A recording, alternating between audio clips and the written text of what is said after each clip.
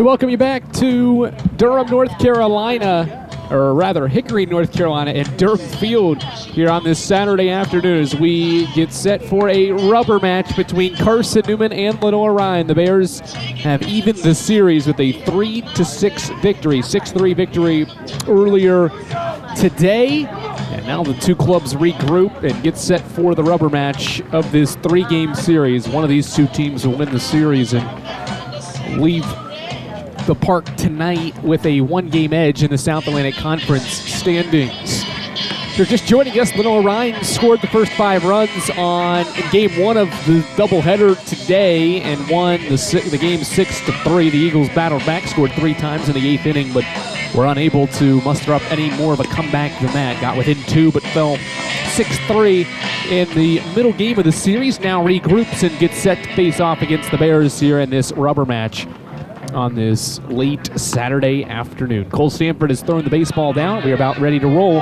He will catch today's starting pitcher. Game 3 starter is Tyler Parks. He is a 6'4" right-hander from Sicklerville, New Jersey.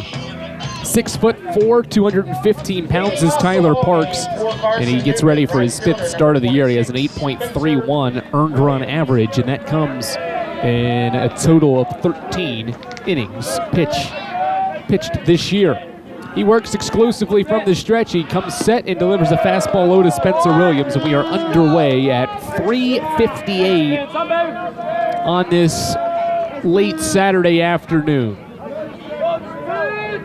Righty Parks comes set, a deep breath, and now drops the glove to his waist and pitches a fastball to Williams. It's called strike 1, and that's the first strike of this rubber match. First game of the day with a good crowd on hand was just 2 hours and 17 minutes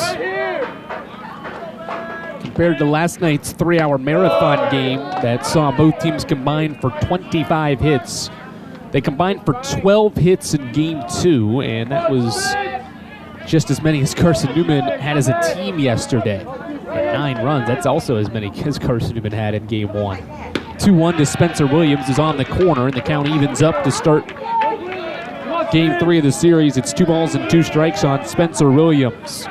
Williams has been on base in 7 straight games and has a base knock in 5. He swings from the left side as Parks sets and pitches low, ball 3. And it's a 3-ball, 2-strike count to get things underway in this series finale. Very similar order for Carson-Newman. Williams leads off for all 3 games of this series.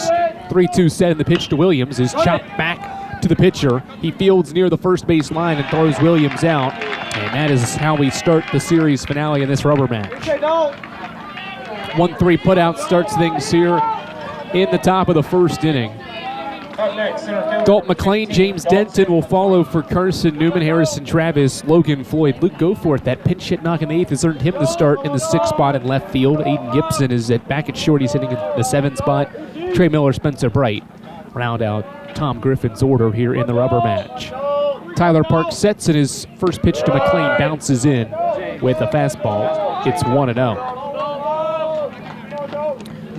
More numbers on Tyler Parks. His last start came 6 days ago against Emory and Henry. A 4-inning start. He gave up 3 earned runs, walked 2, and struck out 4 Wasp hitters. And fires a strike into Dalton McLean to even the count at a ball and a strike. He's made 4 starts. He had 2 really good ones against Chowan and UVA Wise. He combined to go 6 innings of scoreless baseball between those 2 starts and strike out 7 and walk 4 in those efforts. And those efforts certainly have earned him another opportunity to start for Chris Ramirez's team. Righty sets and lifts his left leg and fires in a breaking ball that is below the knees of McLean. It's ball 2. Defensively for the Bears, it's Cole Stanford back behind the plate. Hogan Stallings starts at first. No Tyler McPeak. If you were with us in game 1, he was hit by a pitch in the 5th and did return and stayed in the game, but grounded back to the first baseman in his only other at-bat as McLean lines one through the right side, and Carson-Newman's got a 1-out base hit from Dalton McLean. He rounds first sharply, and now we'll stop there with a 1-out single. McLean has now hit safely in 7 straight. or make that 8 straight now for Dalton McLean. His hit streak continues, and he's been on base in 9 straight of those. Bring up James Denton, but no Tyler McPeak. The top hitter in this Bears order as Denton takes a strike. He's got the most runs batted in, the second most home runs, and he is not in the lineup.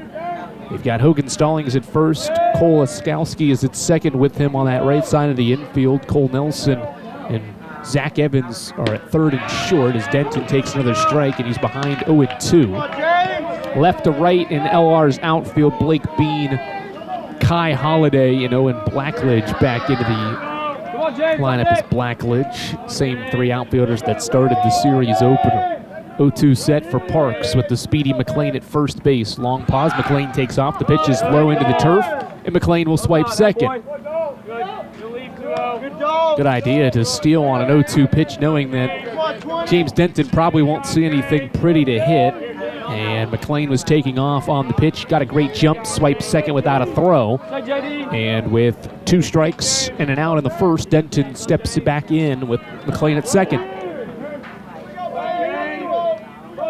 Righty Parks sets at the belt, and the pitch to Denton outside with the fastball, 2-2. Win it, James, come on. Eagles have done damage in first innings this year.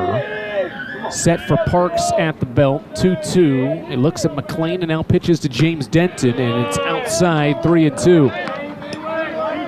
Eagles this year have only scored actually really 13 runs, but that's more than they usually have in second innings and in the final 3 innings of games this season as well. They've done a lot, and most of their damage in innings 3 through 6 scoring-wise. Payoff pitch is fouled back by Denton. He stays alive. That's been a notable number we've looked at and talked about throughout the spring here with Carson-Newman, is that they just struggled to score early in games. The Eagles are 5-4 when scoring first as Denton chops it foul down the line at third. He battles another one off. Opponent has scored 22 times in 31 games now, counting today's first game of this doubleheader. Eagles are 11-11 when the opponent has been able to strike first. 3-2 set again for Parks. He looks back at the dancing McLean at second base, and the payoff is grounded foul off the plate. May have even hit Denton's foot, and he'll regroup for another payoff. He'll see a 4th straight 3-2. Come on, James.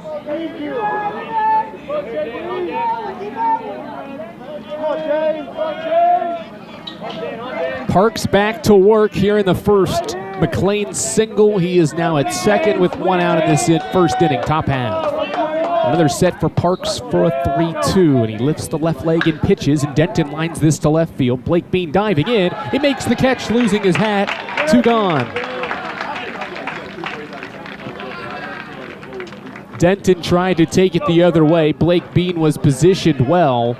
Out there in left field, makes a diving effort while losing his cap to rob Denton of extra bases and Carson-Newman of its first run of game 2. And the 2-out batter now is Harrison Travis.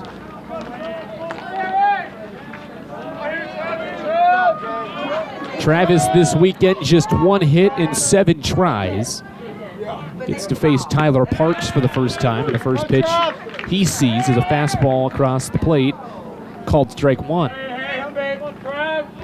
Parks this year, 13 strikeouts to 11 walks, 12 earned runs allowed in those 7 total appearances and 13 innings pitched. 0-1, Travis skies back behind home and foul, and the count evens up, and, or rather, Parks is ahead, 0-2.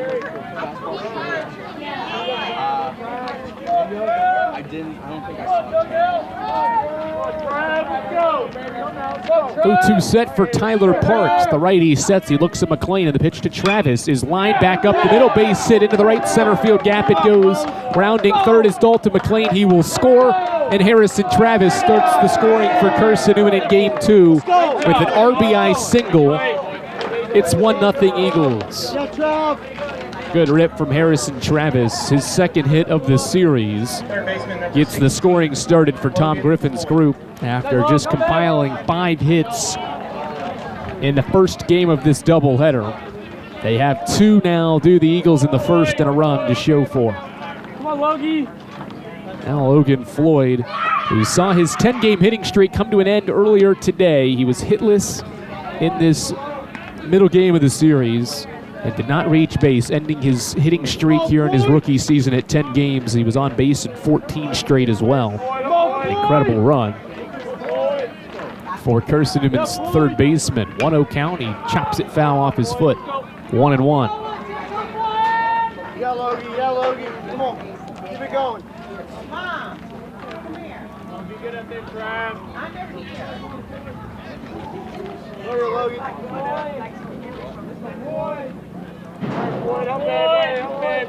Parks comes set with Travis having a short lead over at first base. And the pitch to Logan Floyd is a 1-1 that is grounded to short. Backhand by Evans. He falls down, throws, and not in time. Floyd beats it out. And back-to-back base hits, both singles. This one an infield single by Floyd. Puts 2 runners on for Luke Goforth. Left fielder number 11, Luke Goforth. Come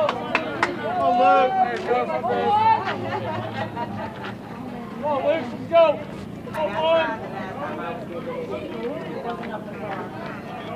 Goforth, that pinch hit RBI, or not RBI, but just leadoff double in the 8th inning of game 1 today. He takes low for ball 1. Goforth just starts his 3rd career game today. 6 hits, 16 tries. Make that 7 hits, 17 tries. 7 hits, 17 at-bats for Luke Goforth now this year, counting the game earlier today. Breaking ball stays a little bit upstairs to Goforth. He didn't want it, but it was a strike. And the count is even at 1 ball and 1 strike.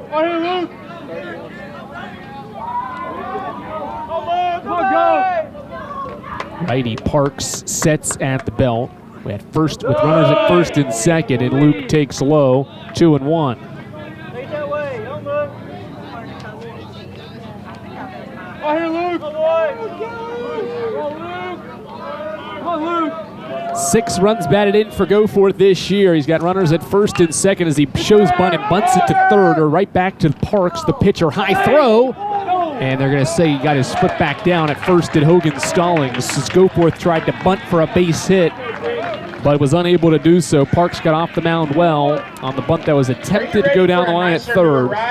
It fell to the feet closer to the mound to Parks. He fielded the high throw, but Stallings got his foot back down on the bag to end the first. But Carson-Newman compiles 3 hits and an RBI single from Harrison Travis, starts the scoring in game 2. Eagles by a run, and Andrew Bench gets ready for the start.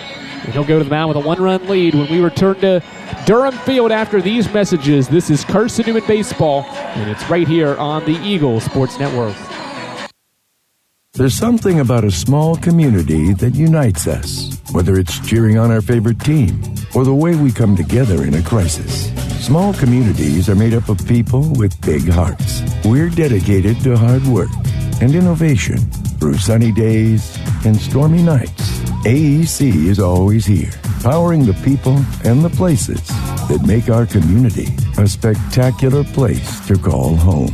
AEC, power what matters most. This is Carson-Newman men's basketball alum Taylor Hawkins. I want to help your family secure its financial future. I'm with Modern Woodman Financial Planning, where we touch lives and secure futures. Let Modern Woodman protect your family's financial security through life insurance, retirement planning, and financial services. You can contact me, Taylor Hawkins, at cneagles.com/Modern Woodman. That's cneagles.com/Modern Woodman. Help secure your family's financial future through Modern Woodman Financial Planning.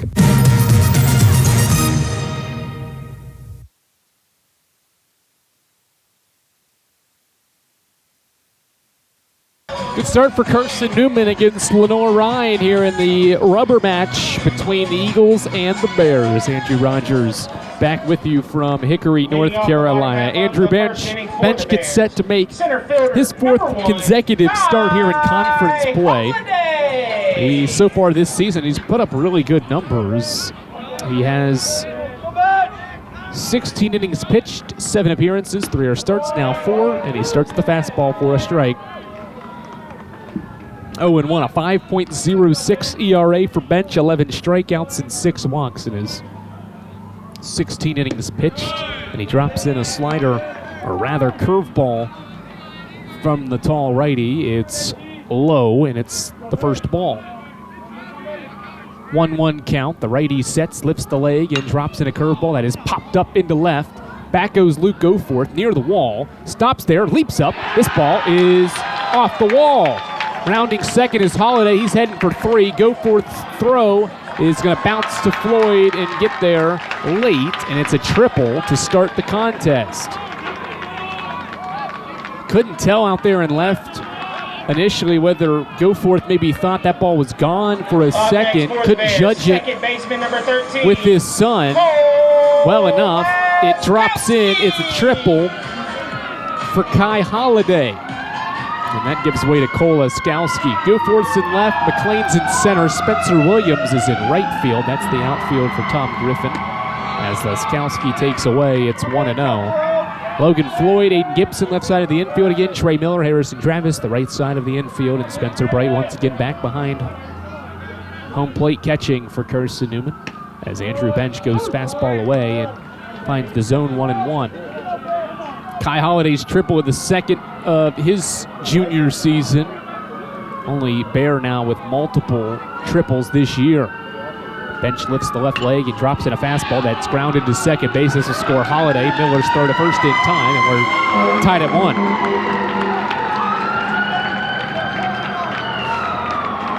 1. They hear the fire trucks going by with the road close by, just behind the bleachers here at Durham Field. They've actually gone by several times today.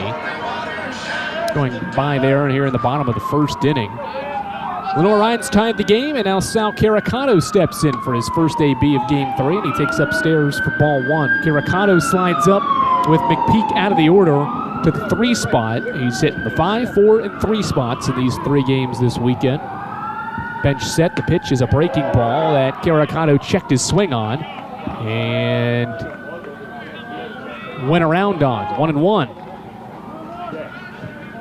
1 ball, 1 strike. Andrew Bench is a Canadian right-hander from Fonthill, Ontario. He swings and misses, or gets a swing and a miss by Sal Caricano, and it's 1-2.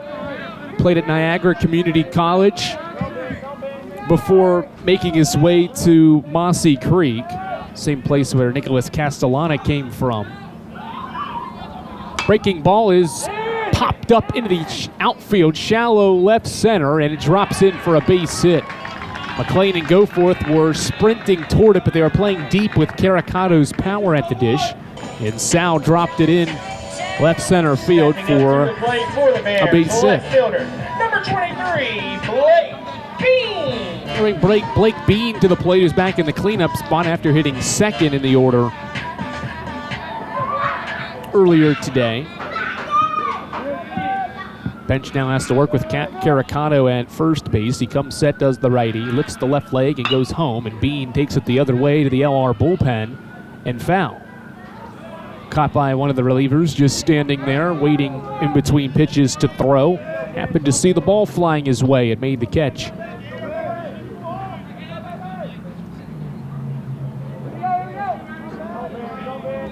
Righty Bench sets the 0-1 to Bean. This ball's crushed to center. Back goes McLean. He's sprinting toward the wall. It's gone. Blake Bean goes yard, and it's 3-1 Bears. Blake Bean's 4th home run of the year. He drives in runs 26 and 27. He goes oppo, and the Bears have responded. Carson-Newman's running the first with 3 of their own.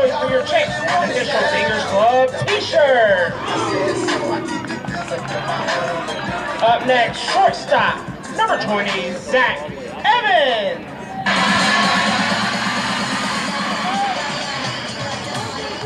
Bench back to work. Now he'll face Zach Evans, who has 4 hits this weekend. And the first pitch that Evans sees is a strike from Andrew Bench.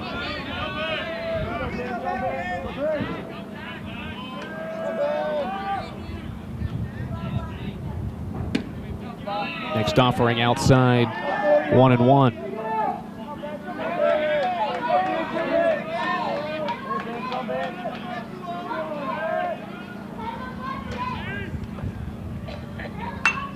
Popped up in the infield by Evans. Miller trying to shade it with his opposite hand. So is Gibson. And behind the second base bag, Carson-Newman's shortstop Aiden Gibson makes the catch.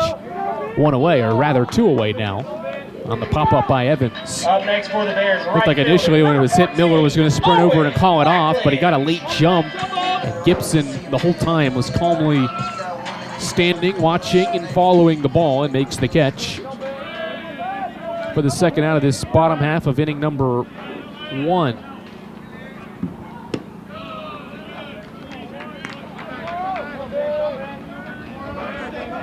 First pitch to Owen Blackledge. The Tennessee Christian University transfers low for ball 1. Bench set from the stretch. It is 1-0. Is crushed to right center. Owen Blackledge gives it a ride near the gap. This ball is heading, and it is gone as well.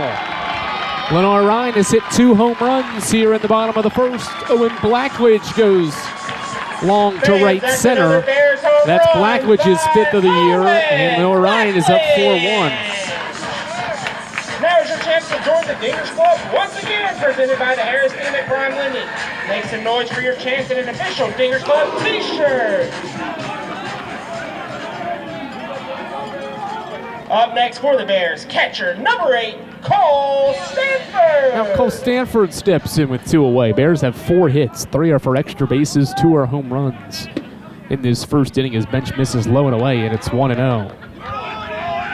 First home run for Blackledge since he hit one against Tusculum back in the middle of the month. Before that, he had only hit 2. He had hit 3, and those had been in the first 2 weeks of the year. Finds a long ball here in the first. His bench is falling behind Stanford at 2-0. 4-run first so far for Lenoir-Rhyne as Andrew Bench sets. And his 2-0 is outside, and the count is 3 balls and no strikes.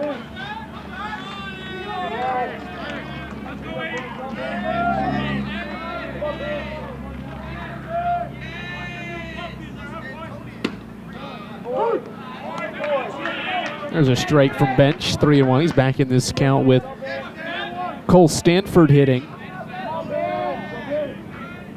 Righty sets, lifts the leg, and pitch 20 of this inning is a strike to Cole Stanford, who about took his left elbow guard off. He thought it was ball 4. Instead, it's strike 2 and a 3-2 count. Bench sets. Here's the payoff home to Cole Stanford. Low ball 4. And a 2-out walk drawn by Cole Stanford extends things here in the first inning. Up next, and now Hogan Stallings. First baseman, number 27, Hogan Stallings.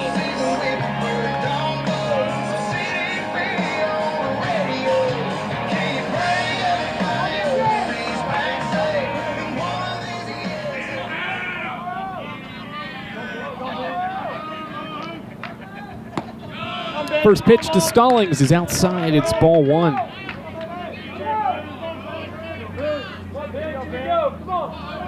Righty Bench sets from the stretch, brings the glove to his waist, and fires in a fastball that is popped up into the high end of the air, out towards center. McLean to his right, he's under it, shades the sun, and makes the catch. Inning over. But Lenoir-Rhyne does damage. The Bears hit 2 home runs off the bats of Blake Bean and Owen Blackledge. They have 4 hits in the inning, 3 of which were for extra bases. Carson-Newman's dug itself an early hole here in the series finale. It's 4-1 Lenoir-Rhyne as we head to inning number 2, which comes your way after this on the Eagle Sports Network. We select our insurance companies the same way you do, very carefully. When you work with us, you can count on receiving fast, courteous, and professional service and quality protection through Auto Owners Insurance. For a no-problem approach for your life, home, car, and business insurance needs, ask us about the No Problem Company, Auto Owners Insurance. Call Bible Insurance Agency at 423-586-4320 or go by 1600 East Andrew Johnson Highway in Morristown, serving the Lakeway area's insurance needs since 1931.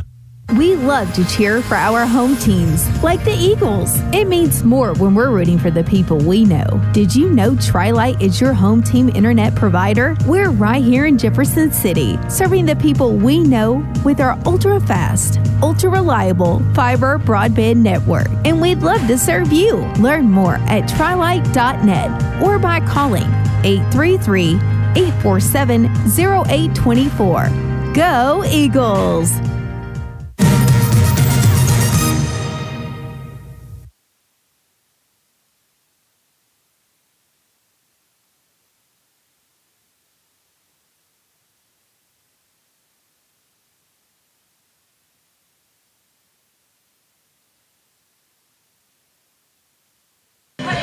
Seven, 8, 9 for Carson-Newman as Lenoir-Rhyne leads the Eagles 4-1 here on the Eagles Sports Network. Final game of the series. As both clubs wrap up the month of March, they're both 9-8 in the South Atlantic Conference. And what is a decisive series between the two? Carson-Newman won the opener 9-8, lost the second game in the first of the doubleheader today, 6-3. As Gibson chops the first pitch he sees from Tyler Parks in the second at the dish for strike one. 1-8. Come AG, let's go, man. Stay AG. Let's go, AG. Right here, AG. Stay middle, babe. Stay middle. Righty Parks sets and is 0-1 to Gibson. Is chopped to third over the head of Nelson. He makes the leap and catch, long throw. Not in time, and it's an infield single for Aiden Gibson. Nearly over the head of Cole Nelson at third base. He made a leaping effort, somehow snared that baseball, but his throw was late over to first base. Gibson beats it out, and it's an infield knock for Aiden Gibson to give way to Trey Miller.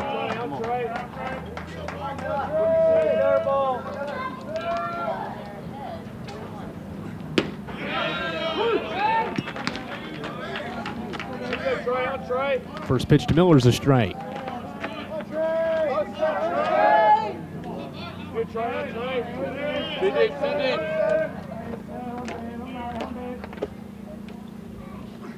Next offering to Miller's low and away.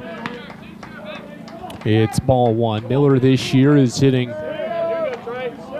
.224, 17 hits. It has 2 extra base hits, or rather 6 extra base hits, 2 combined triples and home runs, 4 doubles. Takes low on the breaking ball, and it's 2 balls and 1 strike.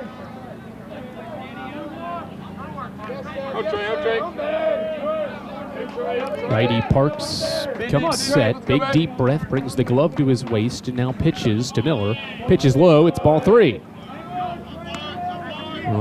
Tyler Parks in danger of walking Miller here, putting 2 runners aboard for Spencer Bright here in the second inning.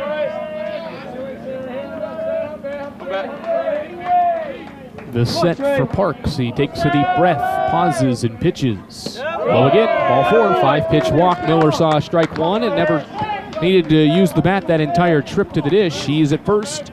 Gibson to second with no one out. Catcher number 27, Spencer Bright. Now Spencer Bright. We'll see how Tom Griffin elects to play this situation out.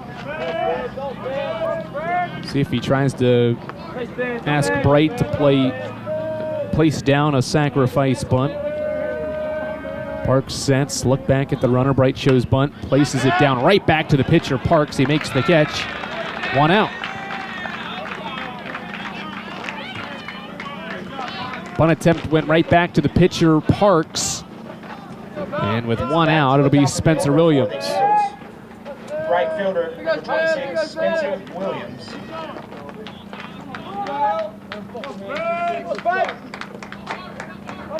Williams a hit and a walk earlier today. This weekend has 2 hits. Grounded out in the first inning. First pitch he sees is a breaking ball outside. It's ball 1. Williams in the midst of his best season. He's got 25 hits, 9 more than he had last year. And he entered this season with just 20 career hits. He has 25 this year. 1-0 set for Parks. His pitch to Williams is grounded sharply, foul down the line at third. It's a 1-1 count. He entered the year with 12 RBI. He has 15 this year. He entered the year with no career home runs. He has 4 this year. And he's hitting .321, the best batting average by any Eagle this year. He's also scored 13 times, which is 1 more than he had in his career entering the season. Swing and a miss. It's strike 2 on Spencer Williams, the junior from Seymour, Tennessee. Come on, baby. Here we go, 2-6. Come on now, baby. Here we go, Spence. Here we go, Spence. Come on. Righty Parks sends a deep breath, looks at Gibson at second base, and the 1-2 tapped foul toward the Carson-Newman dugout as it bangs off the top of the dugout. And the count evens, or stays 1-2.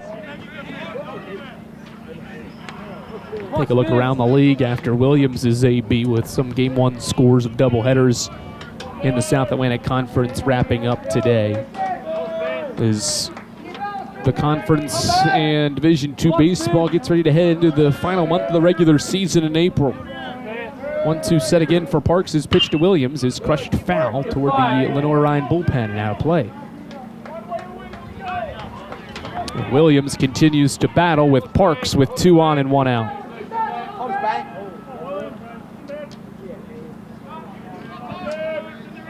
Come on, Spence. Here we go. Here you go.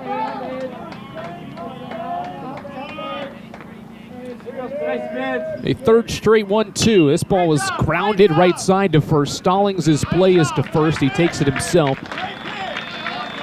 And there's 2 away. 3 unassisted for out number 2. Does move 2 runners to scoring position with 2 away. Gibson to third and Trey Miller to second base. Dalton McLean will step in for the Eagles. Newberry defeated Marcel in Game 1 of the doubleheader today. Wolves take the series 2 games to nothing right now. The Lions do have the lead in the series finale, though, but the Wolves won the middle game 7-3. Coker defeated Limestone in 7 innings, 16-4. First pitch to McLean's a ball. Wise defeated E&H 3-1. Tusculum defeated Wingate 14-8. And Catawba defeated Lincoln Memorial 7-5. So home teams have taken care of business except for the Coker and Newberry scores on this Saturday. Deep breath and set for the righty-handed Parks, and his fastball is fouled off by Dalton McLean. It's 2 balls and 1 strike. So as things stands live in the South Atlantic Conference standings, the Bears and Eagles are right back where they were to start the weekend, tied for 7th place in the league, but now have 9-8 records instead of 8-7 records entering this rubber match. 2-1 set, and this ball is lined foul toward the dugout off the end of the bat of Dalton McLean. And the count evens. It's 2 balls, 2 strikes. 2 outs here in the top of inning number 2. It's 4-1 Lenoir-Rhyne. Parks, the righty, sits, nods his head, and pitches to McLean. Low ball 3. Gibson thought about taking off her home and sprints back to third with the count full. Go, dog. Come back.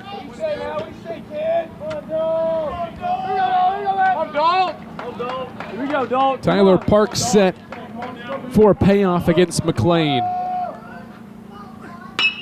Ball hit back up the middle, base hit. Gibson scores. Miller rounding third. He will score. It's a 2 RBI single for Dalton McLean, and the Eagles are within 1.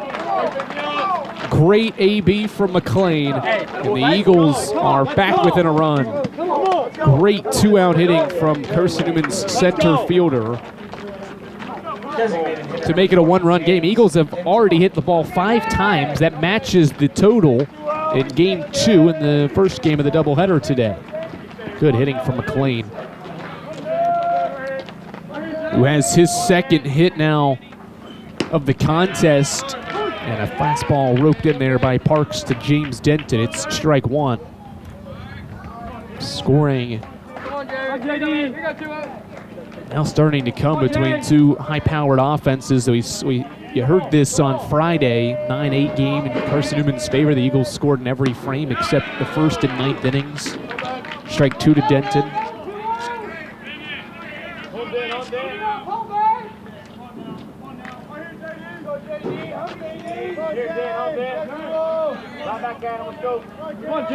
Similar outcome here.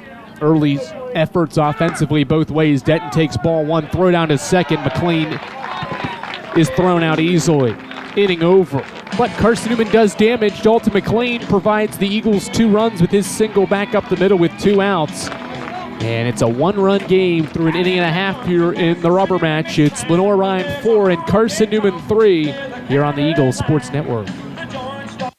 Domino's Pizza in Jefferson City and Morristown wants to help feed your business. When you're hungry at lunch, show your business card at Domino's in Jefferson City and Morristown when you make your purchase for pickup or delivery to get 25% off the entire order. That's 25% off your order at Domino's in Jeff City and Morristown when you show your business card. Call 865-471-6700 to get a pizza. Domino's, the official pizza of the Carson-Newman Eagles. Insurance, it's about people, not things. It's about security. It's about confidence. It's about relationships. It's about trust. It's about you. As a local independent agent, Bible Insurance Agency can design an insurance program that's just right for you and your family. Give the people you love safe, sound, secure protection from Auto Owners Insurance. Call Bible Insurance Agency 423-586-4320 or go by 1600 East Andrew Johnson Highway in Morristown.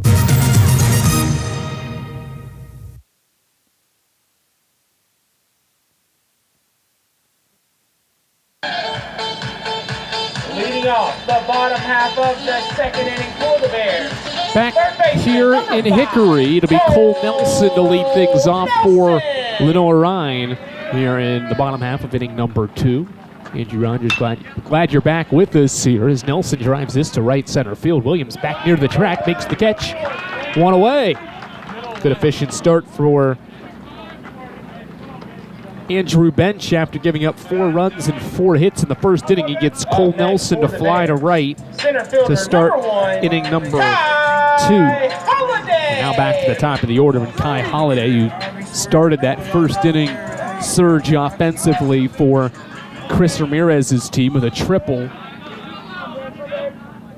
And he later scored on a ground ball out. Takes fastball at the waist, and that is called strike 1 to Andrew Bench. Or from Andrew Bench to start Kai Holiday's AB. The righty sets, lifts the leg, and his fastball is ball 1. It's a little high.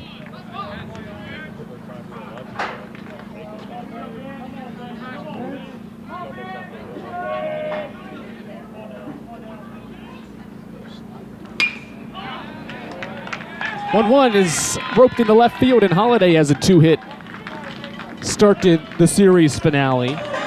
He singles to left. He's got a single and a triple. And the Bears have a 1-out runner.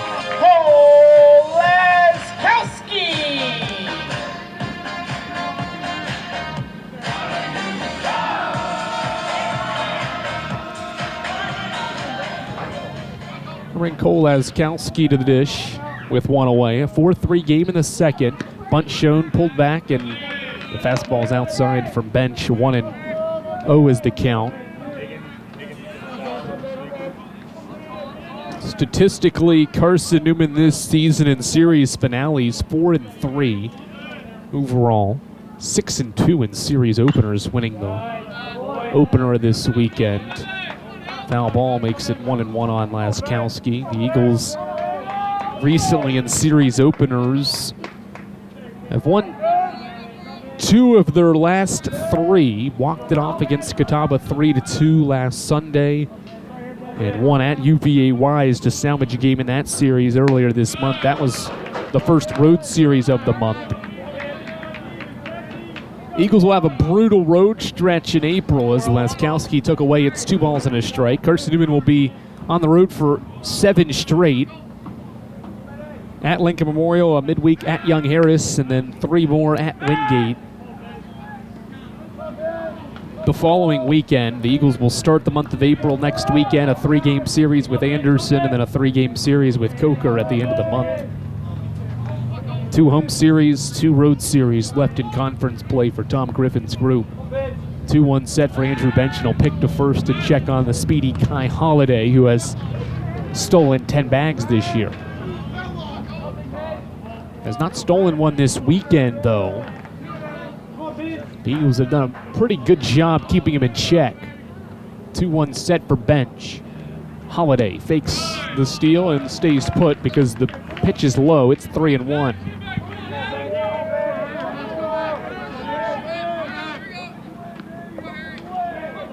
Three balls, 1 strike. It's a 4-3 game. We are in bottom of inning number 2. 7-inning game here to wrap the series. Bench misses high and away, and it's a 5-pitch walk to Leskowski, and 2 runners are now aboard here in the 2nd inning. Holiday to second. And Travis Tingle is out of Carson-Newman's dugout, and he's asking for a new pitcher. Andrew Bench's day is done. The right-hander makes his 4th start, but this will be his shortest start in 4 this season. Inning and a 3rd for Bench, and Travis Tingle is calling for a right-hander. I'll tell you who the Eagles are turning to here in the 2nd inning with 2 runners on after these messages. This is the Eagle Sports Network. Dorm food got you down? Need a home-cooked meal? Then Lisa's Country Kitchen is for you. Lisa's Country Kitchen has been feeding Carson-Newman students for 15 years. Lisa's has a family-friendly atmosphere all day long, from the morning with her $2.99 breakfast specials to dinner with Lisa's fresh, never-frozen steaks. Carson-Newman students get a 10% discount with their student ID. Lisa's Country Kitchen on Route 92 off Old Andrew Johnson Highway. The best food for the best prices. There's something about a small community that unites us, whether it's cheering on our favorite team or the way we come together in a crisis. Small communities are made up of people with big hearts. We're dedicated to hard work and innovation through sunny days and stormy nights. AEC is always here, powering the people and the places that make our community a spectacular place to call home. AEC, power what matters most. Sal Caracano hitting against Ryan Higgins, and the first pitch from Higgins is a slider. Swing and a miss by Caracano, 0-1. 3-hitter Caracano at the dish against Ryan Higgins, who gets set and is pitching for the 9th time this year. Righty sets and pitches to Caracano, low and away, ball 1. Higgins, 8 appearances, 15 innings pitched, an 8.10 ERA. He's walked 10 and struck out 18 in his efforts on the slab for Travis Tingle's pitching staff as a freshman. 1-1 to Caracano is popped up high into the air, and this ball, I'm tracking it, and it's off the first base dugout. Where I am located is right next to Carson-Newman's first base dugout, outside, basically to the side of the bleachers, maybe even a little bit under it as well. You have to go under the bleachers to get to the spot here. But any foul ball, I have to track well. There is no covering above me here, so keep a close eye on that one. But it lands on top of the dugout. It's strike 2 on Caracano. 1-2 set for Higgins. The freshman pitches, and Caracano pops it high into the air right side. Shallow right field. Trey Miller backs up, makes the catch, 2 away. Caracano retired for the first time here in the series finale. On the pop-up to Miller. Up next for the and Bears, the 2-out batter is Blake Bean. Blake Bean.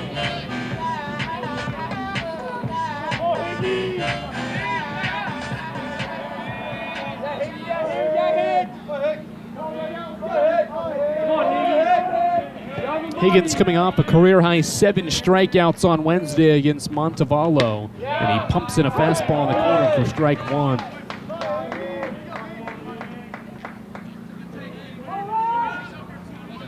Higgins got the start in that first game of the doubleheader, went 5 innings, allowed just 3 hits, 2 earned runs, a walk, and a career-high 7 strikeouts. This ball bounces before the plate. Did it hit Bean? It did.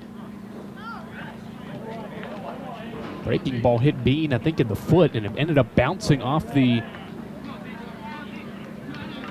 back of the netting behind home plate, so the bases are loaded on the hit by pitch for Zach Evans.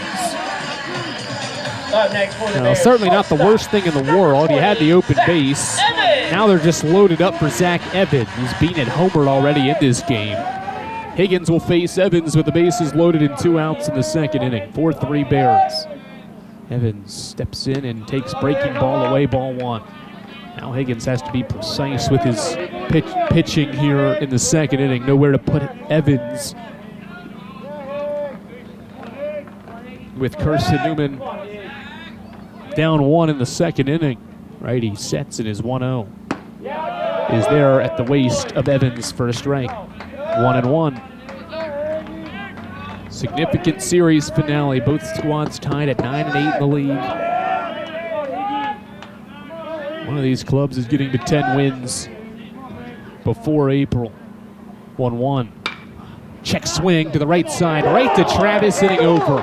Higgy gets out of the second inning. He strands the bases loaded, and the Bears are blanked for the first time here in the second game of the doubleheader. The freshman delivers, getting 2 pop-outs to end the second. We've played 2 in the second game of the doubleheader and the series finale, and it's 4-3 Lenoir-Rhyne here on the Eagle Sports Network.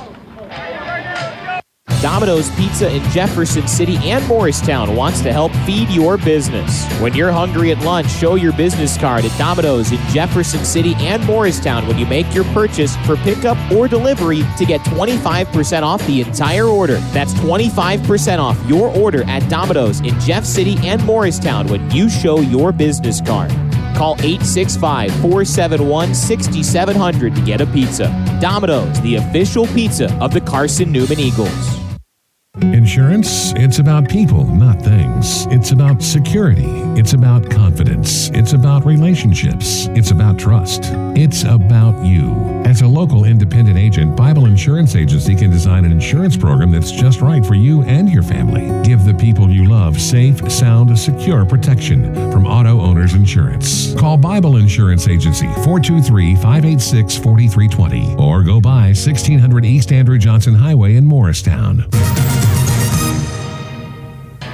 Lenoir-Rhyne is turning to the bullpen. Cole Bramhall is into the game now to pitch. He is from Tucson, Arizona. It's a redshirt junior. 6'3", 185-pound right-hander gets set for inning number 3 as Tom Griffin touches the crowd mic along the bricks outside of the netting here for the 3rd inning of action here in the series finale. Bramhall threw yesterday, and he gave Bears 2 outs, but the Eagles got to him. He walked a pair, and that turned out to be a costly couple of walks. The Eagles were able to strike with a run on Aiden Gibson's single. And so in a 4-3 game in the 3rd inning, Bears turn to Bramhall to pitch this 3rd inning with his team up by a run. He finishes his warm-up pitches. Throw down is there. And we are just about set to start this 3rd inning.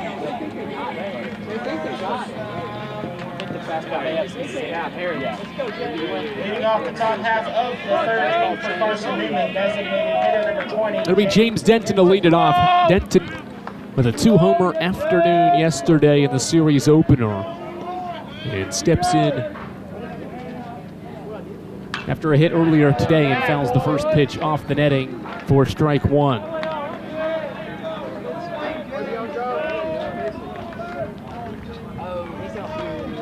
Lefty Denton back to work against Bramhall. The righty lifts the leg and pitches inside on the corner to Denton, who takes it's ball 1. Denton for the weekend has 3 hits, and he's hit safely in 3 of his last 4 this week. If you look at his numbers as he fouls one off, 3 home runs this week for Denton. He's drove in 4 runs and has walked 3 times this week as well. Good week for James of the Dish as he takes low and the count evens at 2-2.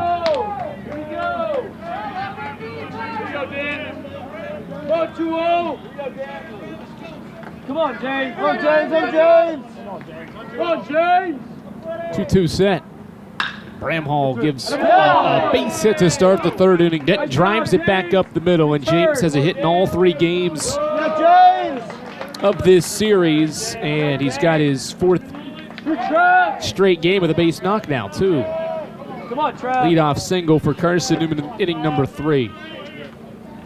First baseman number Now 4, Harrison Travis.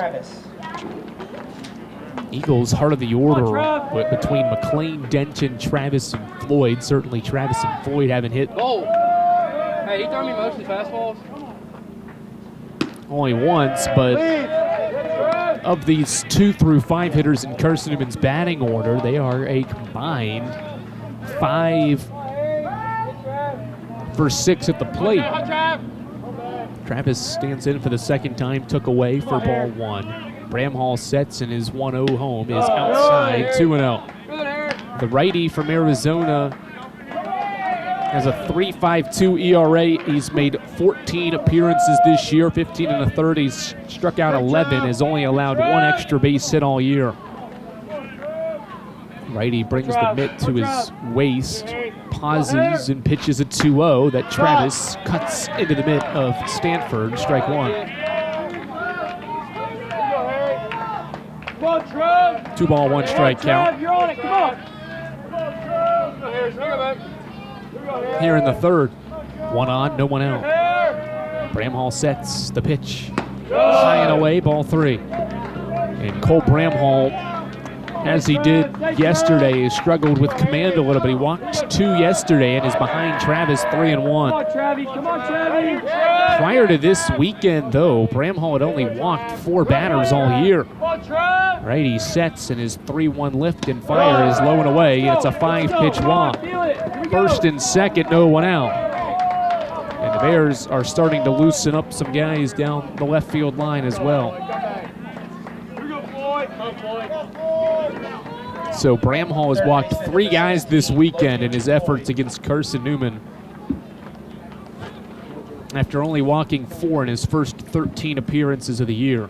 Tom Griffin will chat with Logan Floyd halfway between the third base bag and home plate, prior to Floyd getting an opportunity to hit against the reliever.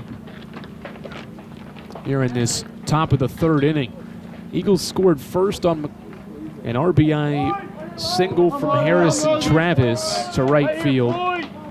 Lenoir-Rhyne hit 2 home runs in the first inning and scored 4 times to make it a 4-1 game. Eagles got 2 back in the second inning on Dalton McLean's 2-out single, and now the Eagles are threatening to tie or take the lead in the 3rd. It's a 4-3 game. Runners on first and second and nobody out. Bramhall sets, gloves at his waist, and the pitch is low. It bounced in, gets away from Stanford. Denton to 3rd and Travis to second base with no 1 out. And now a perfect opportunity for Logan Floyd, and time called. And Lenoir-Rhyne will chat things over.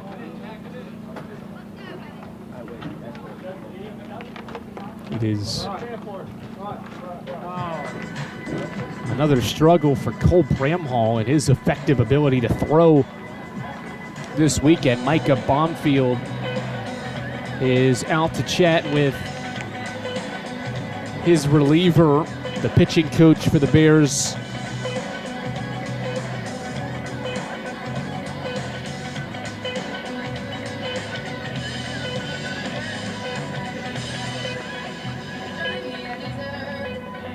Let's go, Logie. chats over. He makes the jog back to his dugout, and it's a 1-0 count on Logan Floyd in a 1-run game. Eagles have more hits in Game 2 than they had in all 9 innings of Game 1 today. Trying to win the series against Lenoir-Rhyne here in Hickory. 1-0 set, the pitch to Floyd. Grounded foul toward the Bears dugout. You look through the series history, Carson-Newman has won 2 of the last 3 series here in Hickory against the Bears, did so in 18. Backstab by Stanford to keep that ball away from the backstop, and it's 2-1. Stay low, stay low. Here we go. It was a 2020 trip, rather, for Lenoir-Rhyne, or for Carson-Newman to Lenoir-Rhyne. 2-1. Low gets away from Stanford, and Denton will sprint home, and we are tied. It's 4-all. James Denton, leadoff single. He moves all the way to third, and a wild pitch brings him home, and we tie up here in the third inning. It's 4-all. Nobody out. Travis to third base as well in a 3-1 count.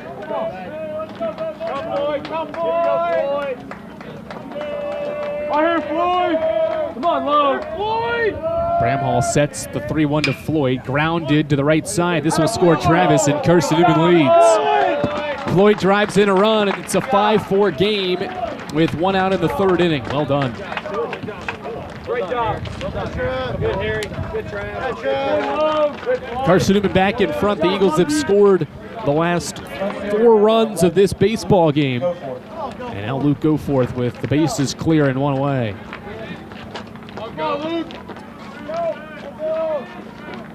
Righty Bramhall sets, and his pitch home to Goforth is a fastball at the knees. It's strike one.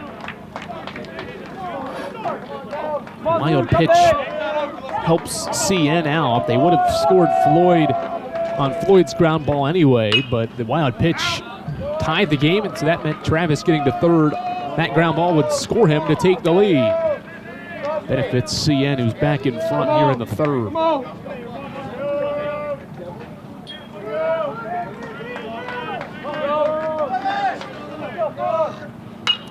Pop-up foul by Goforth. He was jammed on a fastball. Hogan Stallings gave it a look, but it's well foul. And it's 0-2 on Carson-Newman's left fielder from Blacksburg, Virginia, Luke Goforth. Come on, go.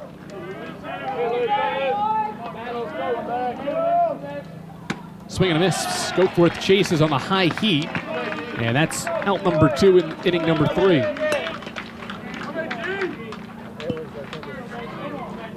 Shortstop number 21, Aiden Gibson. Here we go, AG. Here we go, Gibby.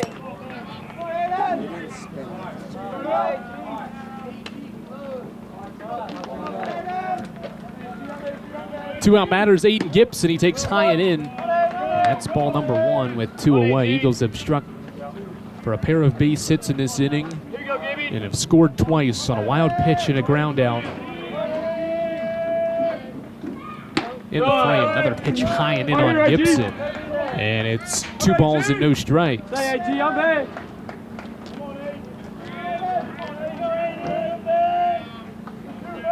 2-0 set for Bramhall to Gibson, and he's able to find the zone this time. An inside fastball finds the corner. Strike 1. Good response. Carson-Newman was punched in the mouth in the first inning. His next offering's low. It's 3-1. 4-run first inning for the Bears that saw Lenoir-Rhyne leave the yard twice, but Tom Griffin's group has responded well to score the last 4 runs in the last 2 innings. 3-1 to Gibson. A strike at the waist. He took a step toward first and thought it was ball 4. He'll step back in and wait for a payoff. The set for Bramhall, and here's the payoff. Called strike 3, inning over. But Carson-Newman strikes twice. A wild pitch and an RBI ground down bring a pair of runners in. 5-4 CN. We've played 2.5 in this doubleheader here on the Eagle Sports Network. Dorm food got you down? Need a home-cooked meal? Then Lisa's Country Kitchen is for you. Lisa's Country Kitchen has been feeding Carson-Newman students for 15 years. Lisa's has a family-friendly atmosphere all day long. From the morning with her $2.99 breakfast specials to dinner with Lisa's fresh, never-frozen steaks. Carson-Newman students get a 10% discount with their student ID. Lisa's Country Kitchen on Route 92 off Old Andrew Johnson Highway. The best food for the best prices. There's something about a small community that unites us, whether it's cheering on our favorite team or the way we come together in a crisis. Small communities are made up of people with big hearts. We're dedicated to hard work and innovation through sunny days and stormy nights. AEC is always here, powering the people and the places that make our community a spectacular place to call home. AEC, power what matters most.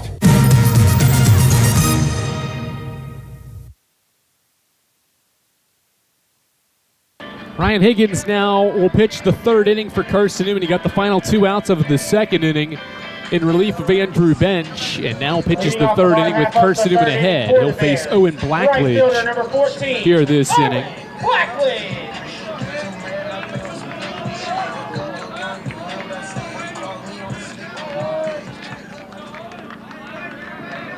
Blackledge hits in the 6th spot of LR's order, and he grounds one to the right side. Backhand by Miller, sliding his throw to first. Scooped by Travis in time. Well done by Trey Miller, who points at Travis and says, excellent play. Miller made the stop initially. His throw was low, and Travis did a good job to scoop it out of this turf for out number 1. Well done.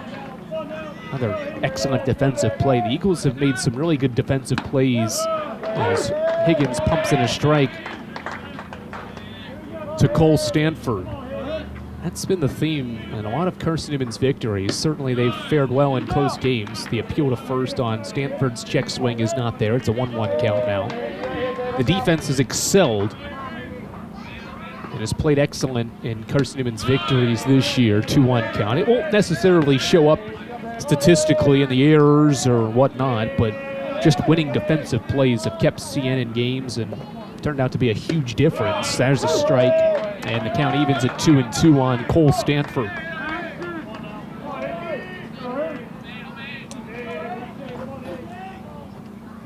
Ground ball right side off the end of Stanford's bat. Miller charges and can't flip it. It was underneath his mitt, and it's an infield single for Cole Stanford. Difficult play there for Trey Miller, sprinting toward Up next for the Bears, first baseman, number 27, Hogan. The ball on the run and tried to scoop it up with his glove and flip it to Travis, but the ball fluttered out of his mitt. And it's a 1-out infield knock for Cole Stanford here in the 3rd inning. Ryan Potts into the game for Carson-Newman. He's now playing left field. And Stallings waits for Higgins' first pitch, which is outside, 1-0.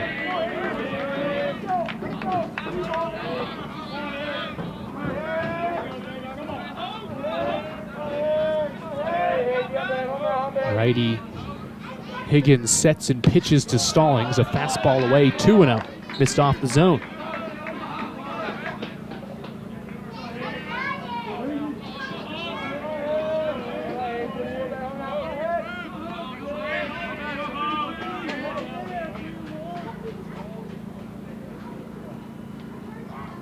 Stallings takes away, and it's 3-0.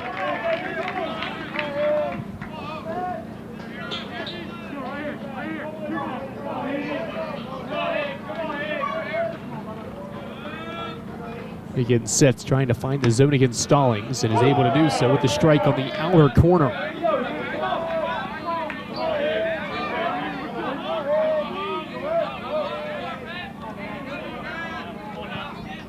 Three-one set for Higgins. He pauses and pitches to Stallings. A low fastball. It's ball 4. 5-pitch walk, and Hogan Stallings reaches and puts runners on first and second. Stepping up to the plate for the Bears, third baseman, number 5, Cole Nelson. Cole Nelson to the plate for LR. He's the 9-hitter, so the top of the order after Nelson, should he not ground into a double play here.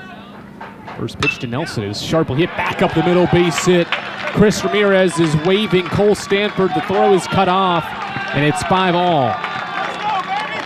Good rip by Cole Nelson to tie this game up here in inning number 3. And this shootout continues. That's where that walk comes back to hurt you if you're Ryan Higgins. That runner's not in scoring position should the walk not occur. Of course, Stallings may have reached anyway, but Stanford scores on the base hit, and it's 5-5. Second hit of the inning now, Kai Holiday. First pitch to him is a strike at the knees. Good day for Holiday at the plate. He's got a single and a triple so far today. in game 2 of the series. Junior outfielder steps back in. The 0-1 from Higgins. He was out in front of 0-2. Bring it to play.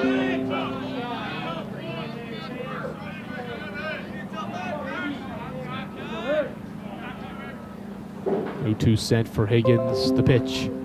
Low, blocked by Bright. Staying put is Hogan Stallings at second base, and it's 1-2.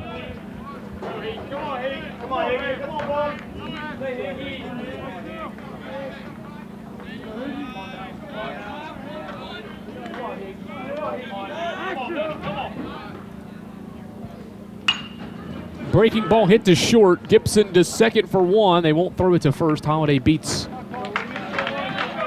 out any thought of a throw to first base. His hustle up the line breaks up the double play. It's a 5-4 putout, or 6-4 putout rather, at second base on Holiday, who's now at first base. Nelson out at second, and Stallings moves to third. Corners occupied for Cole Laskowski with 2 away in this third inning. We have played just over an hour here of this second game of the doubleheader. And we are not even halfway through this series finale. Fireworks for both squads as Higgins rockets a fastball to the corner for the strike. 0-1. Two teams have combined for 13 hits. That's already more than the two clubs had earlier today in the middle game of the series. And they've combined for 10 runs, 5 apiece. 0-1 set, the pitch from Higgins. Fastball again, strike 2 to Laskowski. Come on, Ryan! Come on, Ryan! Go, Ryan! Come on, Higgy! 0-2 from Ryan Higgins. Runner takes off from first. It's a ball outside. No throw to second. Holiday's speed.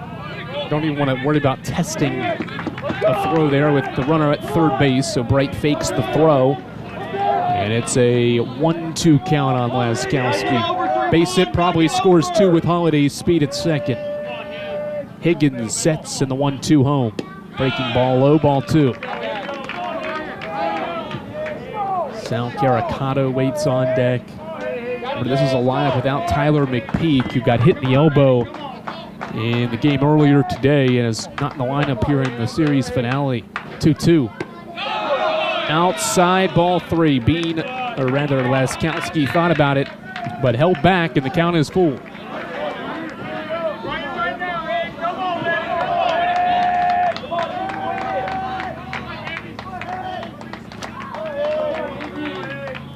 The set for Higgins, the payoff. Outside and away, ball 4. Free base at first base, and they're loaded up for Sal Caricato with 2 outs.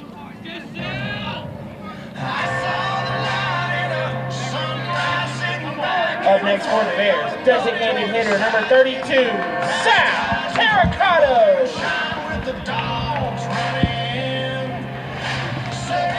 Time called, and Carson-Newman will chat things over. It's Spencer Bright making the walk to the mound, and Tom Griffin will also make his way to the mound, and the infield will also come in for Carson-Newman as Carson-Newman's 19th year head coach Tom Griffin chats it over with his group. This base is loaded, 2 out, 5-5 situation in the bottom of the third inning. Coach Griffin hit the 700 win mark on Wednesday with the sweep of Montevallo. 59th birthday was yesterday. It's been a good week for his club and also for him because his club has been winning this week. Recovered well from the Catawba series by winning 4 straight games, but has dropped the first today to see that winning streak come to an end. Now he's hoping his conversation at the mounds with his infield here in this third inning will get his group out of this bottom of the third inning with just the 1 run across and keep this game level heading to the 4th. Conversation over. Higgins lifts, and the first pitch to Caricato popped up out of play, foul. Strike 1 on Sal Caricato, who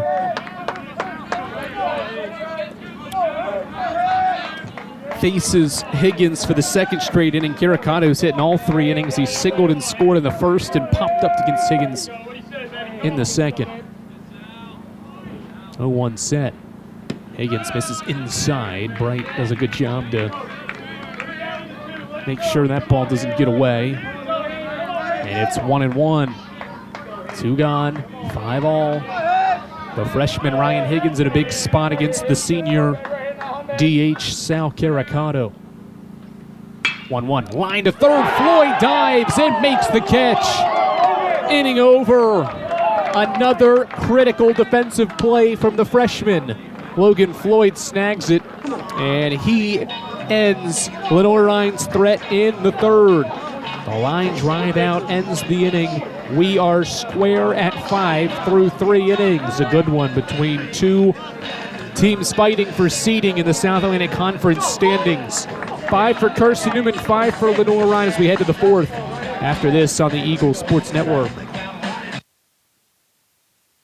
Domino's Pizza in Jefferson City and Morristown wants to help feed your business. When you're hungry at lunch, show your business card at Domino's in Jefferson City and Morristown when you make your purchase for pickup or delivery to get 25% off the entire order. That's 25% off your order at Domino's in Jeff City and Morristown when you show your business card.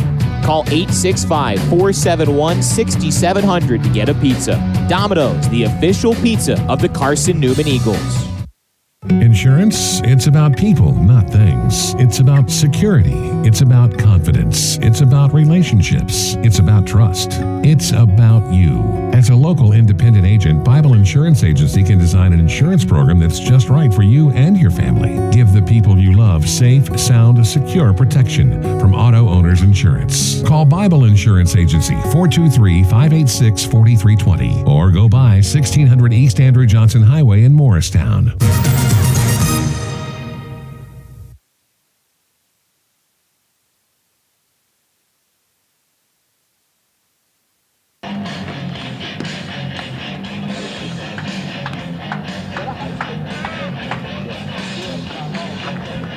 Logan Floyd with a big defensive play, and now Carson-Newman goes back to work offensively in the 4th inning against the new LR pitcher. They'll face Kyle Murphy, who has a 5.68 ERA. He's a Gainesville, Georgia native, 6'2", right? He's a junior and has made 9 appearances this year. He started 6 games, and he's been coming out of the bullpen as of late. His last 2 appearances here in conference play have been out of the bullpen, and in those 2 combined appearances against UVA Wise and Emory and Henry, he threw 2 scoreless innings, walked 2, and struck out 2. No hits in those efforts as well. He'll face Trey Miller to start the inning. Miller shows bunt, places it right back to Murphy, who fields, throws to first in time. Good play from the pitcher, 1 gone. Right idea for Miller, testing the pitcher's ability to quickly react to that bunt in the infield. Miller didn't get it really down the line probably as he wanted to. It was more back toward Murphy, who fielded and threw him out at first. 1-3 put out starts the 4th, and a fastball sails over the head of Bright for ball 1.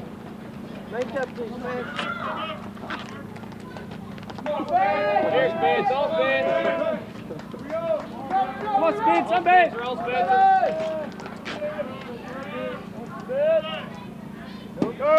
Bright takes low, it's 2-0.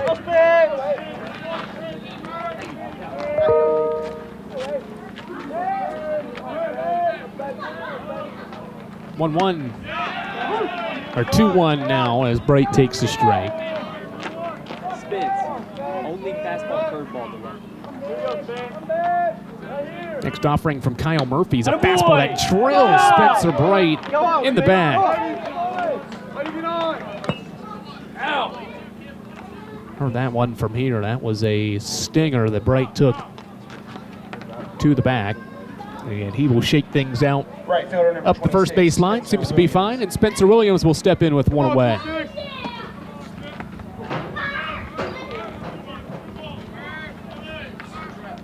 Williams continues to have a great season. He's got a 5-game hitting streak. He's 0 for 2 in this game, though. 5 straight games with a base hit, 7 games straight with getting on base. And Bright seems to be okay. He's getting attention from his first base coach, Brendan Kroeb. Ironing out things with that back as he got drilled by Kyle Murphy's fastball. Bright's okay, he gets a short lead, and we're ready to resume play. First pitch, Spencer Williams is a swinging strike one. Come on, 2-6. Come on, 2-6. Ready, babe. Williams trying to extend his hitting streak and on-base streak at this AB, and he flutters one to shallow left. This will drop in. It's a base hit. Nice, Spence. Spencer Bright walked. Spencer Williams bloop single, and runners are on first and second with one out. Go, Tisho. Stay hot. Well done, Spence. That a boy. Both teams with 5 runs on 7 hits now. Williams extends his hit streak to 6 straight games. And his on-base streak moves to 8. And he moves to first base, and Bright to second with one away. For Dalton McLean against Kyle Murphy. Righty Murphy pitches an inside fastball that McLean checked his swing at, and it nubs off the bat. Back to the stop, strike one.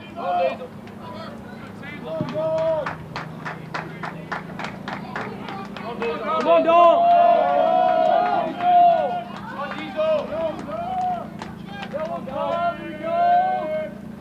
0-1. Low and away for Murphy, 1-1.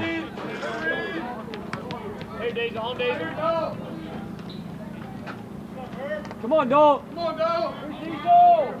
Good dog. 1-1 set for the reliever, Kyle Murphy. Pitching against Dalton McLean in a 5-5 game in the fourth. The pitch is high, ball 2. 2 balls and 1 strike here in the fourth inning. It's 5-5. McLean swinging with 2 on and 1 out. The pitch for Murphy. Strike at the knees, 2-2. Right here, dog. 4th different pitcher the Bears have utilized here in the second game of the doubleheader. Or rather, 3rd pitcher between Parks, Bramhall, and now Murphy. 2-2 set. No, McLean is 2 for 2 today with an RBI, 2 RBI single. The pitch, he drives through the right side, base hit. Tom Griffin will put up the stop sign for Spencer Bright, and the throw is cut off at home by Stallings, and the bases are loaded. A 3-hit afternoon for Dalton McLean loads him up for James Denton. Designated hitter number 20. It was a high fastball. McLean had to take it the other way and was able to do so. McLean's 4th career 3-hit performance with Carson-Newman in his 2nd 3+ hit game this year. The first pitch from Murphy is high and away to James Denton, ball 1. Come on, James. Come, James. Denton swings the bat here with the bases loaded, and Carson-Newman and Lenoir-Rhyne tied as he swings and misses at a breaking ball away, strike 1. Denton this year, with the bases loaded, is 1 for 2. Just 2 plate appearances with them loaded up. 1-1 set for Murphy. His fastball is swung on and missed by Denton, and it's 1-2. See how Denton fares as a 2-strike hitter here with the bases loaded and 1 out. Corners peeking in as Murphy lifts and fires a low fastball blocked by Cole Stanford.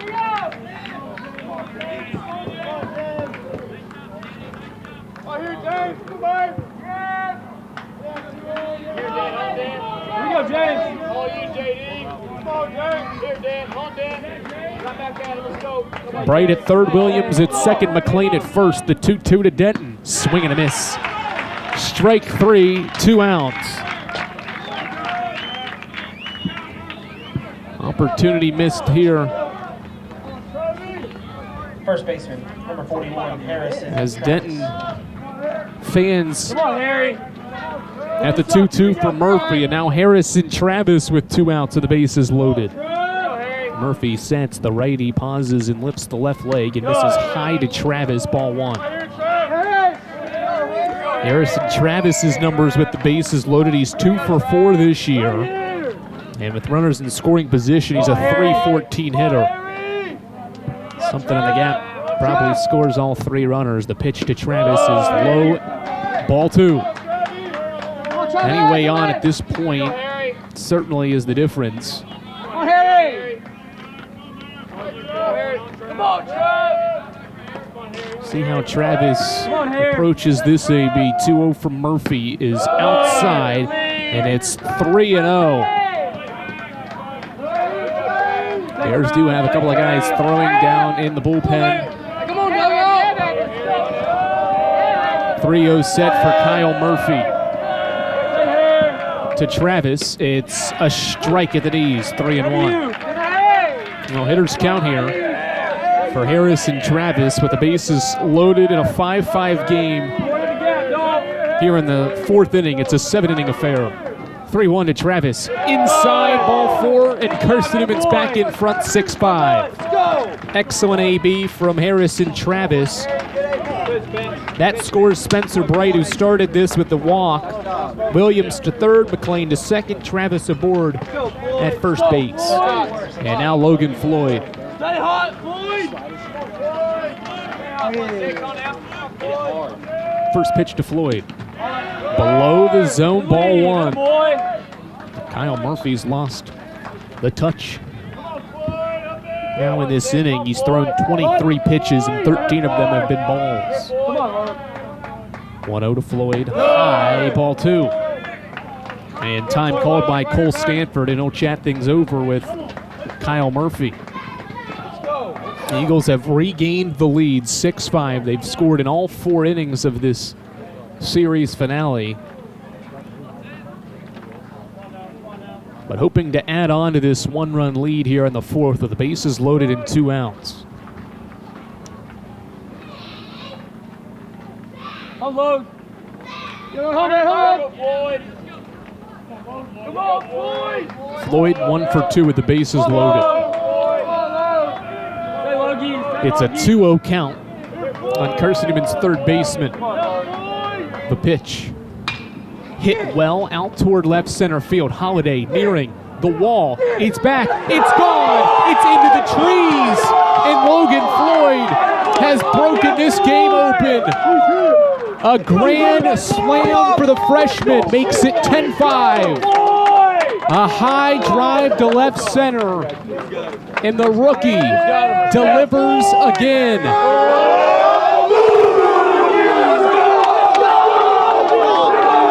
A 3-homer week for Floyd, and Carson-Newman's up by 5.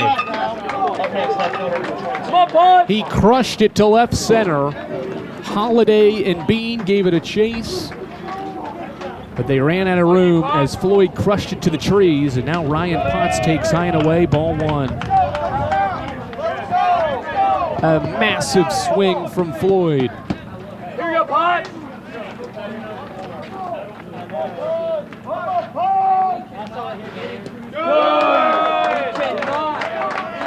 Ball 2.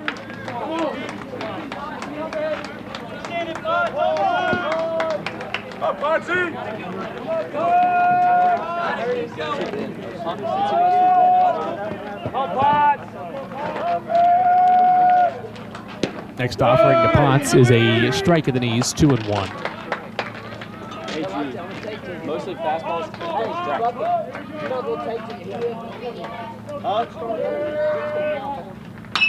Potts drives one to center field. Holiday sprinting in. He's got it and makes the catch, inning over. It's a loud inning for Carson-Newman. Tom Griffin's team scores 5 times, and Logan Floyd crushes his 3rd career home run over the left center field wall. A grand slam makes it 10-5 as we head to the bottom of inning number 4 after this on the Eagle Sports Network.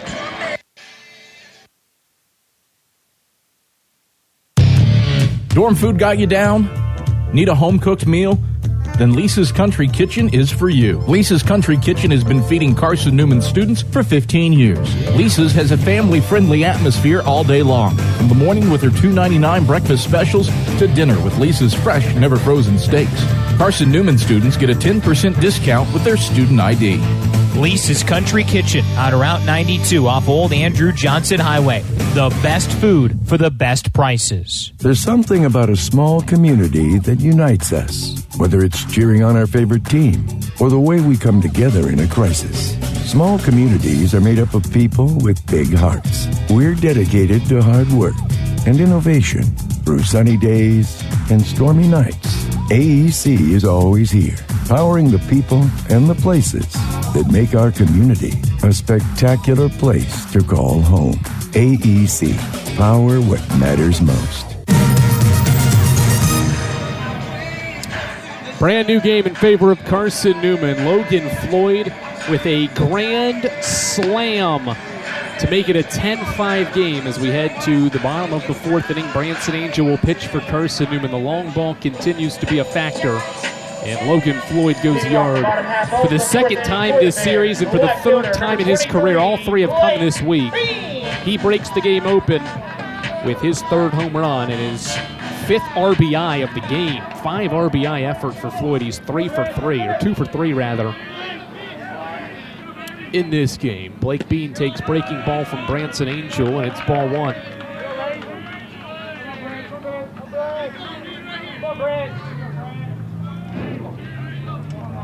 .1-0 set, and a fastball runs inside. Blake Bean, it's 2-0. Angel, 7 appearances, a 6.30 earned run average in 10 innings. He's allowed 7 runs. He's walked 8 and struck out 6.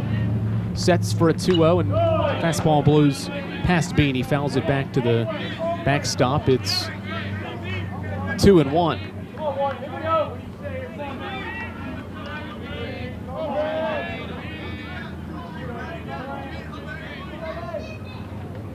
2-1 set for Angel, and he drops in a curveball that is below the zone. 3-1 on Blake Bean as LR tries to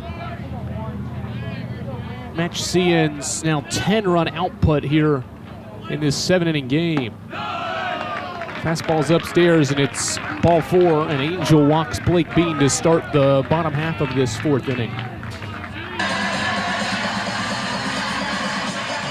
Up next for the Bears, shortstop, number 20, Zach Evans. Zach Evans, remember it's an LR offense without Tyler McPeak here in this series finale, their top hitter. We'll see how Chris Ramirez, whether he's down for the game because of that hit by pitch to the elbow or what, in this series finale or not, but worth keeping in mind as we move through this series finale, whether or not he's available to throw or to hit even at a later point in this game. Angel sets his 0-1 to Zach Evans. A breaking ball, a swing and a miss. It was a curveball, and it's 0-2.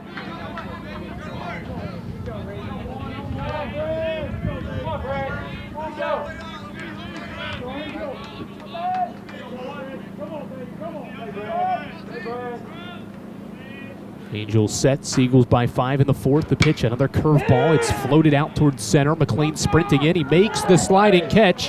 Halfway to second was Bean. He'll hustle back without a throw, and that's the first out. Nice sliding catch from McLean, ranging into the gap as he lost his ball cap. Another windy day here in Hickory. That's out number 1. Up next for the Bears, right fielder, number 14. Now Owen Blackledge, who went yard in the 1st inning. If you're just joining us, Lenoir-Rhyne scored the first, or Carson-Newman scored first, but LR scored 4 times in the bottom of inning number 1. But it's been all Carson-Newman ever since. The Eagles scored 4 unanswered to go up 5-4. LR scored once in the 3rd, and then Carson-Newman scored 5 times in inning number 4. And got a loud swing from Logan Floyd, who hit a grand slam to break the game open and put it at a 5-run advantage in favor of Carson-Newman. Thank you.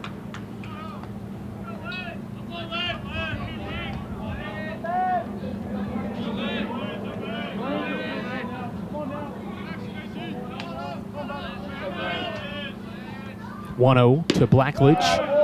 At the knees, strike 1.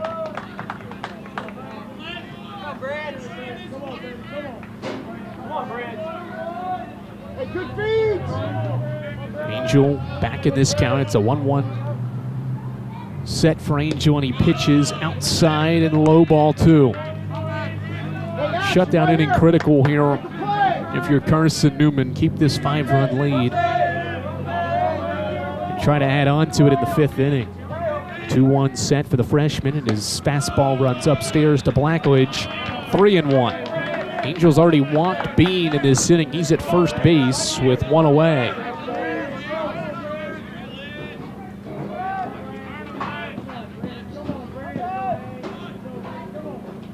The 3-1.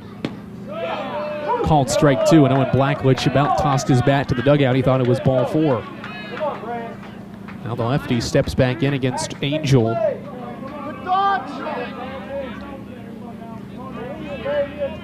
Here for a 3-2.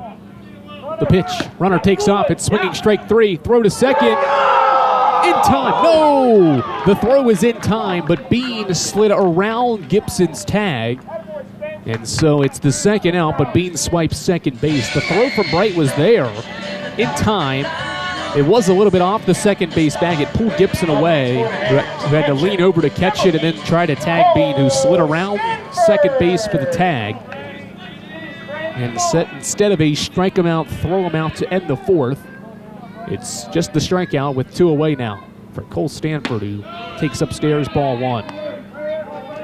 Big strikeout for Angel. And how about the trust that Tom Griffin now has built with some young freshmen in this series finale, and Ryan Higgins and Branson Angel to get relief efforts in this decisive series matchup as Stanford crushes this one to left, and it's a 3-run game. Cole Stanford sends it over the batting cages, and it's 10-7. Third LR home run today, and it's 10-7. Fans, that's a 2-run homer by Cole. 4th home run for Cole Stanford. They've hit 39, have the Bears now this year, and it's a 3-run game. The Dingers Club presented by the Harris team at Prime Lending. Make some noise for your chance at an official Dingers Club t-shirt. Certainly, with the way Lenoir-Rhyne offensively has operated, and even Carson-Newman, no lead is safe at any point in this baseball game. 10-7, and Angel looks to regroup against Hogan Stallings. Next pitch is a swinging strike. Good job by Branson Angel. He starts out and recovers well after the home run to get a swinging strike 1 on Stallings. Breaking ball stays away from the strike zone. 1-1. Stallings with 7 hits and 22 tries this year, and he hits one out towards center. McLean lost it, now sees the left center field gap controlled by Ryan Potts. He's got it in the gap, and the inning is over. But a 2-run home run from Cole Stanford has made this a 3-run game. Carson-Newman's lead is just 10-7 now after the 2-run bomb. We're through 4 in this 7-inning game, and it's Carson-Newman 10 and Lenoir-Rhyne 7. And we're back for more Carson-Newman baseball when we return here on the Eagle Sports Network. We select our insurance companies the same way you do, very carefully. When you work with us, you can count on receiving fast, courteous, and professional service and quality protection through Auto Owners Insurance. For a no-problem approach for your life, home, car, and business insurance needs, ask us about the No Problem Company, Auto Owners Insurance. Call Bible Insurance Agency at 423-586-4320 or go by 1600 East Andrew Johnson Highway in Morristown, serving the Lakeway area's insurance needs since 1931. We love to cheer for our home teams, like the Eagles. It means more when we're rooting for the people we know. Did you know Tri-Lite is your home team internet provider? We're right here in Jefferson City, serving the people we know with our ultra-fast, ultra-reliable fiber broadband network. And we'd love to serve you. Learn more at trilite.net or by calling 833-847-0824. Go Eagles!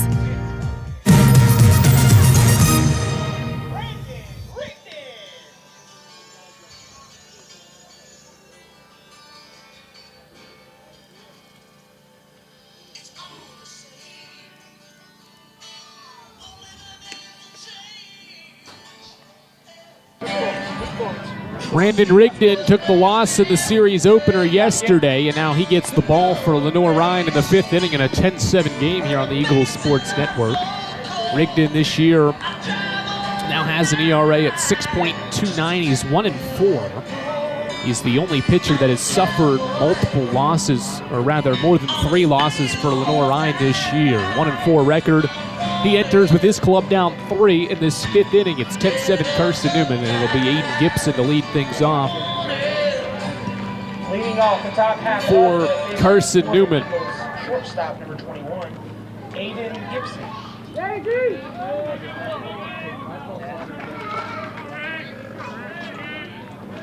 Gibson, a 3-hit performance yesterday. Here we go, AG. His first career 3-hit day.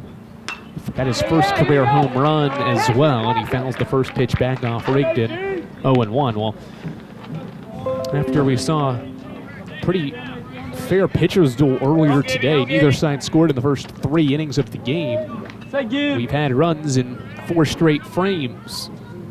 Gibson takes low. It's ball 1.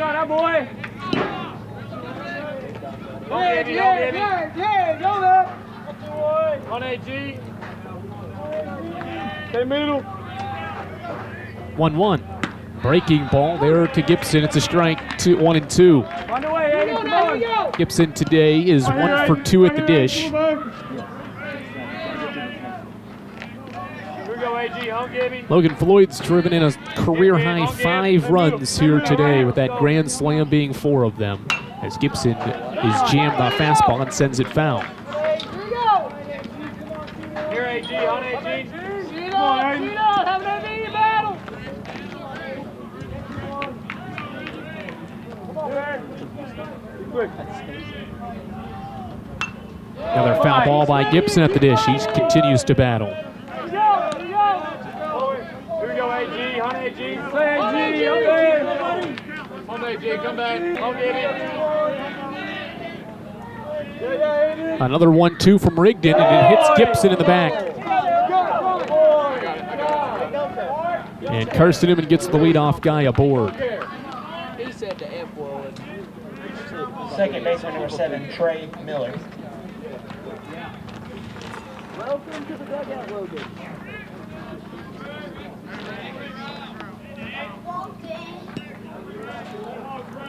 Say sub.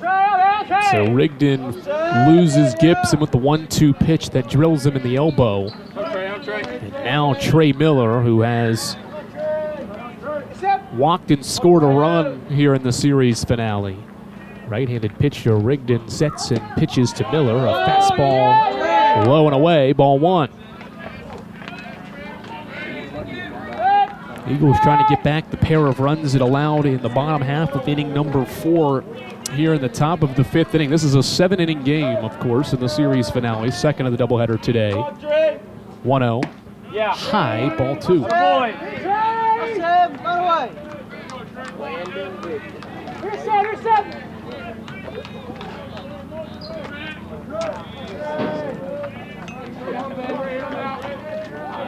2-0 set for the right-hander.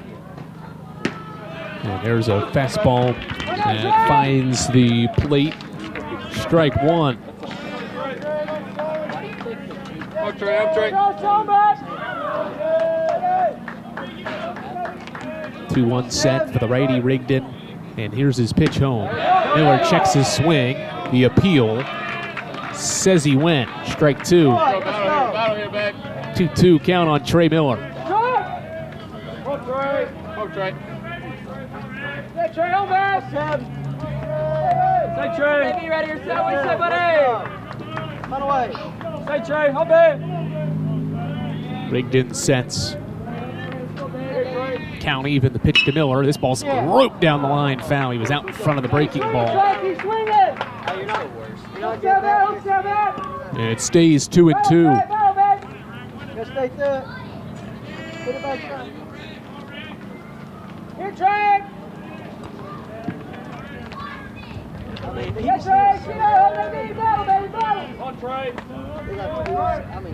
Miller battling against Rigdon. This will be pitch 12 of his relief outing here in the 5th inning. He's not recorded an out. The pitch is a breaking ball away. It's 3-2.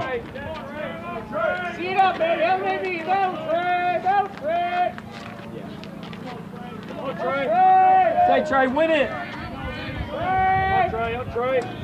3-2 set for Rigdon. Pick to first, Gibson back on a dive.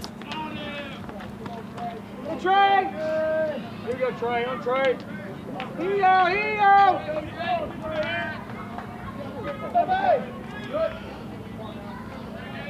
3-2 to Miller, and he pops up foul. Out of play. Come on, Trey, come back. Here you go, Trey. Win it, Trey, come on. Here we go, come on. Come on. Here we go, Trey. Come on, Trey. 3-2.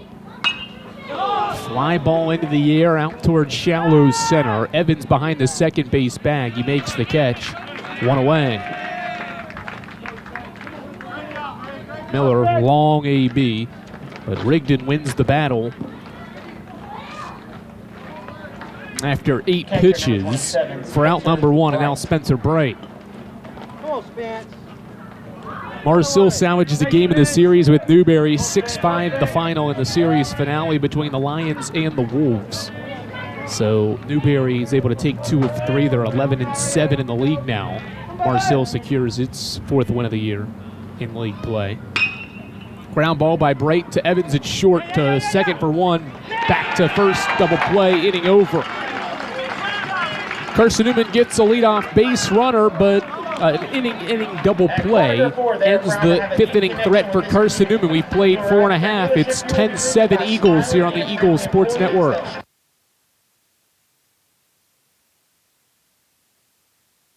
There's something about a small community that unites us, whether it's cheering on our favorite team or the way we come together in a crisis.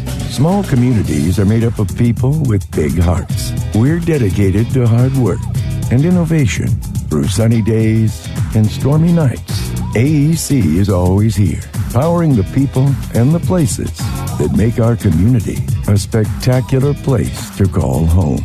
AEC, power what matters most. This is Carson-Newman men's basketball alum Taylor Hawkins. I want to help your family secure its financial future. I'm with Modern Woodman Financial Planning, where we touch lives and secure futures. Let Modern Woodman protect your family's financial security through life insurance, retirement planning, and financial services. You can contact me, Taylor Hawkins, at cneagles.com/Modern Woodman. That's cneagles.com/Modern Woodman. Help secure your family's financial future through Modern Woodman Financial Planning.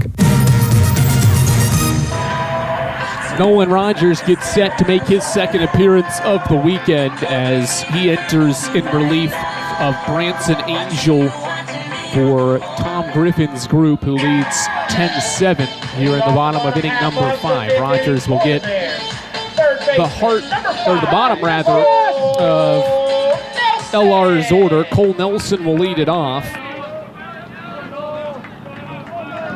for the Bears in the 5th. First pitch from Nolan Rogers is a curveball that finds the strike zone. Strike 1 to start inning 5 and in the bottom of it. Rogers, a Dandridge, Tennessee native, makes appearance number 11 and drops in another breaking ball. He's ahead 0-2. Rogers, a 4.15 ERA, has battled Tommy John surgery and is back healthy for a senior season here with Carson-Newman. Breaking ball thrown in the hands at his ball to third. Throw across in time to get Nelson. 3 curveballs from Nolan Rogers, and Nelson swung at the third and rolled it over to Floyd at third base for the first out center fielder, number 1 of the 5th inning. Holiday. I'll bring Kai Holiday to the plate, who's 2 for 3 with a triple in the first and a single in the second. Rogers has thrown 11 total innings in his career, made 2 appearances back in 2022, and then suffered the injury, had to have Tommy John surgery, and missed all of last year, but is back and healthy and Tom Griffin's loved to have him out there. 11 strikeouts over these 11 innings in his career, all 11 this year in 9 innings pitched. He's starting to turn into one of the more reliable arms down the stretch in games as well. He pitched yesterday late in the series opener, gets a swing and a miss by Holiday on a 2-0. And Rogers tasked with pitching here in this 5th inning. Would be a safe situation as well. We'll see the extent of Rogers' outing. 2-1 set, and the righty's curveball breaks low. It's 3-1. Got Griff Hughes that threw 37 pitches yesterday for 2 2/3. You've got Hunter Harrington, who pitched into the 40s and recorded 5 outs in the opener. 5-pitch walk by Rogers. And with 1 out, he'll face Koleskowski. Up next for the Bears. We'll see how Travis Tingle operates those 2 arms, and if he ends up using them today. Eagles do have a midweek contest a couple of days after Easter on Tuesday afternoon against King in Bristol.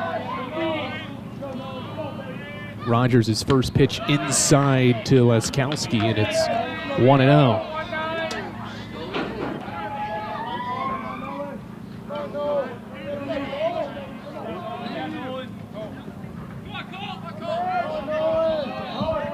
Set for Rogers against the redshirt junior Laskowski. The pitch is grounded foul down the line at first. 1-1. Could see a combination of Hughes and Hunter Harrington in these final couple of innings, with the Eagles in a winning situation here in a 3-run lead. Breaking ball stays upstairs, and it's 2-1.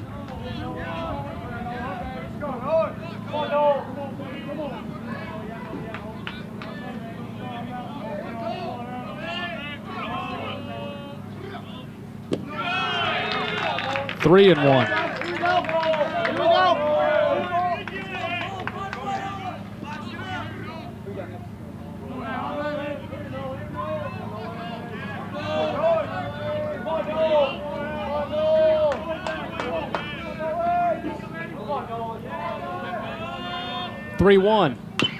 Ground ball right side. Travis Fields takes it to the bag himself for the second out.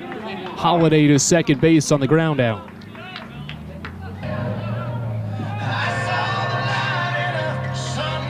Up next for the Bears, designated hitter number 32, Sal Caracato. Tom Griffin out of the dugout, and he'll chat things over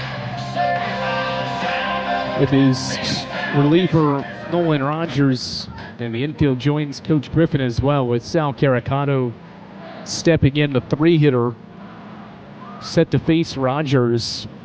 With 2 away in the bottom half of inning number 5, Carson-Newman leads by 3 runs. The grand slam from Logan Floyd right now is the difference in this game. A grand slam with 2 outs. Capped a 5-run 4th inning.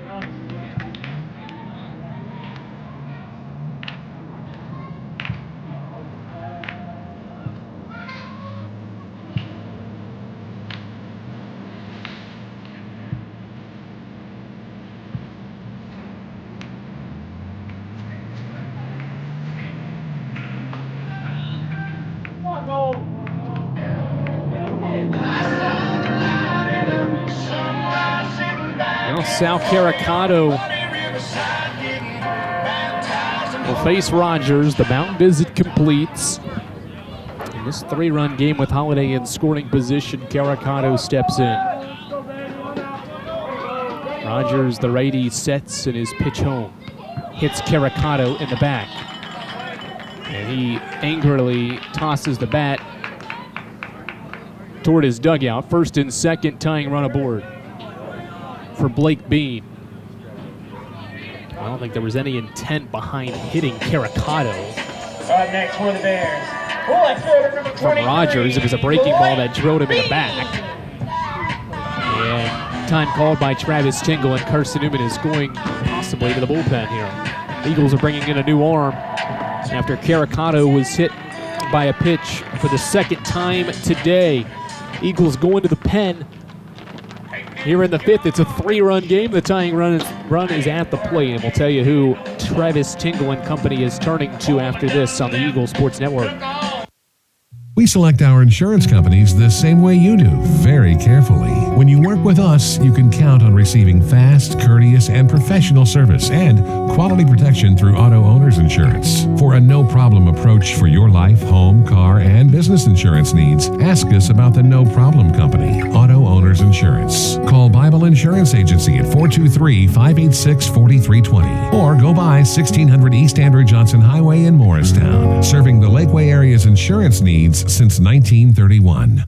We love to cheer for our home teams, like the Eagles. It means more when we're rooting for the people we know. Did you know Tri-Lite is your home team internet provider? We're right here in Jefferson City, serving the people we know with our ultra-fast, ultra-reliable fiber broadband network. And we'd love to serve you. Learn more at trilite.net or by calling 833-847-0824. Go Eagles!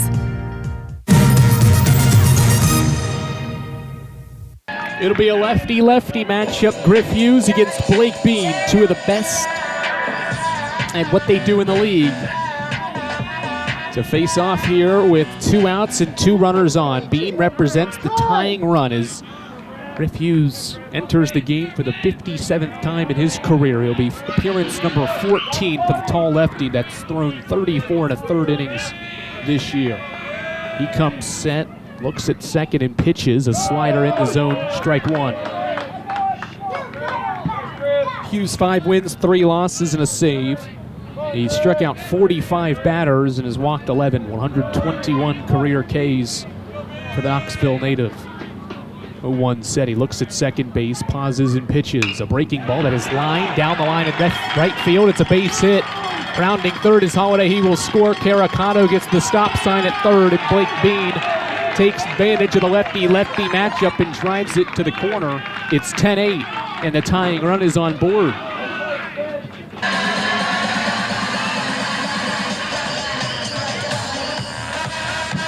Up next for the Bears, shortstop, number 20, Zach Evans.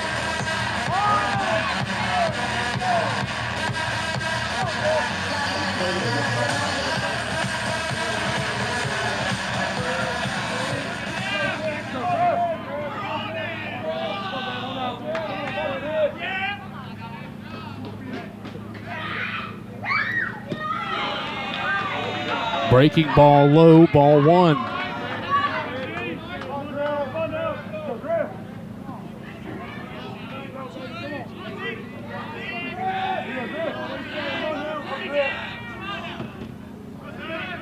One-0 set for Hughes against Evans, and the fastball is there at the waist. Strike one from Griff Hughes. Zach Evans, the 5-hitter, is 0 for 3. He's got 4 hits this weekend in the series, but hitless in the series finale. 1-1 set for Hughes. He looks at first and pitches. A slider in there. Strike two. Hughes trying to recover. He's got the tying run at first base.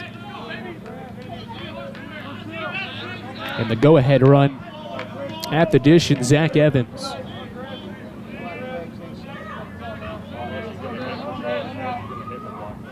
1-2 set for Hughes. Ground ball to short. On a couple of hops, Gibson Fields goes to second for the force. Inning over. Griff Hughes gets Carson-Newman out of the 5th inning. LR does get a run on Blake Bean's RBI single down the right field line. It's a 10-8 game as we have played 5 complete innings in the series finale. LR is going to the bullpen. We'll tell you who the new pitcher is for Chris Ramirez when we return to Durham Field after this on the Eagle Sports Network. There's something about a small community that unites us, whether it's cheering on our favorite team or the way we come together in a crisis. Small communities are made up of people with big hearts. We're dedicated to hard work and innovation through sunny days and stormy nights. AEC is always here, powering the people and the places that make our community a spectacular place to call home. AEC, power what matters most. This is Carson-Newman men's basketball alum Taylor Hawkins. I want to help your family secure its financial future. I'm with Modern Woodman Financial Planning, where we touch lives and secure futures. Let Modern Woodman protect your family's financial security through life insurance, retirement planning, and financial services. You can contact me, Taylor Hawkins, at cneagles.com/Modern Woodman. That's cneagles.com/Modern Woodman. Help secure your family's financial future through Modern Woodman Financial Planning.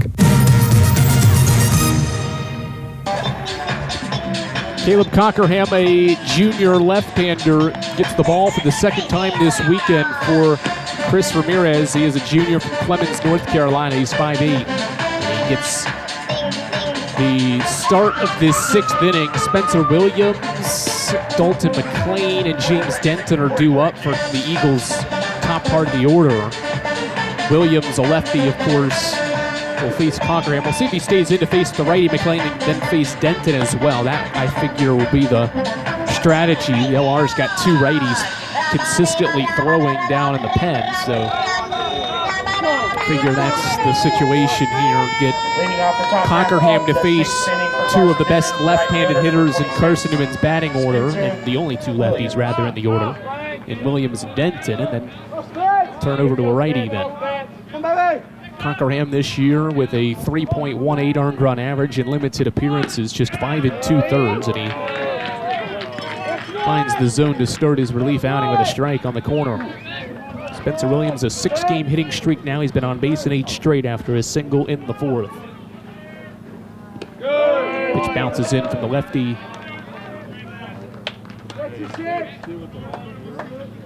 Cockerham, and it's 1-1.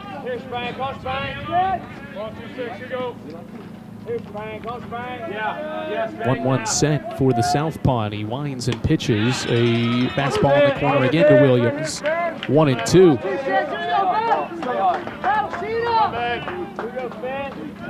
Come on, Spence. Oh, Spence, come back. Come back. 1-2 set. High fastball forces Stanford out of his stance. Let's go. 1, 2, 6. Come back. Oh, Spence, come We back. go, Spence. Battle, baby. Come, baby. 2-2.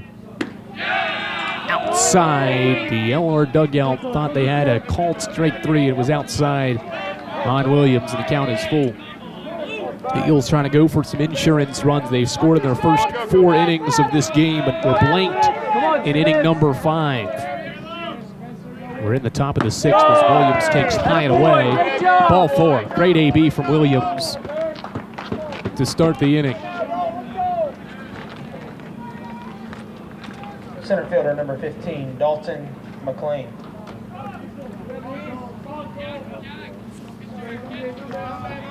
We go, Dalt. Eagles with 10 runs in this baseball game. It's the 4th time this year Carson-Newman scored double digits as McClain lines one to left center field. This ball will drop in. It's a base hit. Williams rounding second. He's going for 3. Long throw from Holiday is late. It allows McClain to sprint to second base, and Carson-Newman in business with 2 on and no one out in the 6th inning. Dalton McClain, have yourself a day. A 4-hit performance for Dalton. 20, James Denton. 2-run lead, and the Eagles trying to add on as McClain records his second 4-hit game of the year and the second of his Carson-Newman career. First pitch, a strike to James Denton, 0-1. Quickly, Cockerham goes, and he gets a swing and a miss on a slider to Denton. It's 0-2. Battle, baby. Come on, James. 0-2 to Denton. Tipped at the glove. Stanford, and the battle continues. Battle, Dan, battle. Keep that way, man, James. Here, Dan, hold Dan. Battle. Come back at him. 0-2 set for Cockerham, and a slider is grounded to first base. Stallings will take it to the bag himself. He holds Williams at third base. Runners stay put on the 3 unassisted put out at first. First baseman. Denton is 1 for 4, and now Harrison Travis, who is 1 for 1 and has reached all 3 times. He's walked twice and singled. Help him on the slide.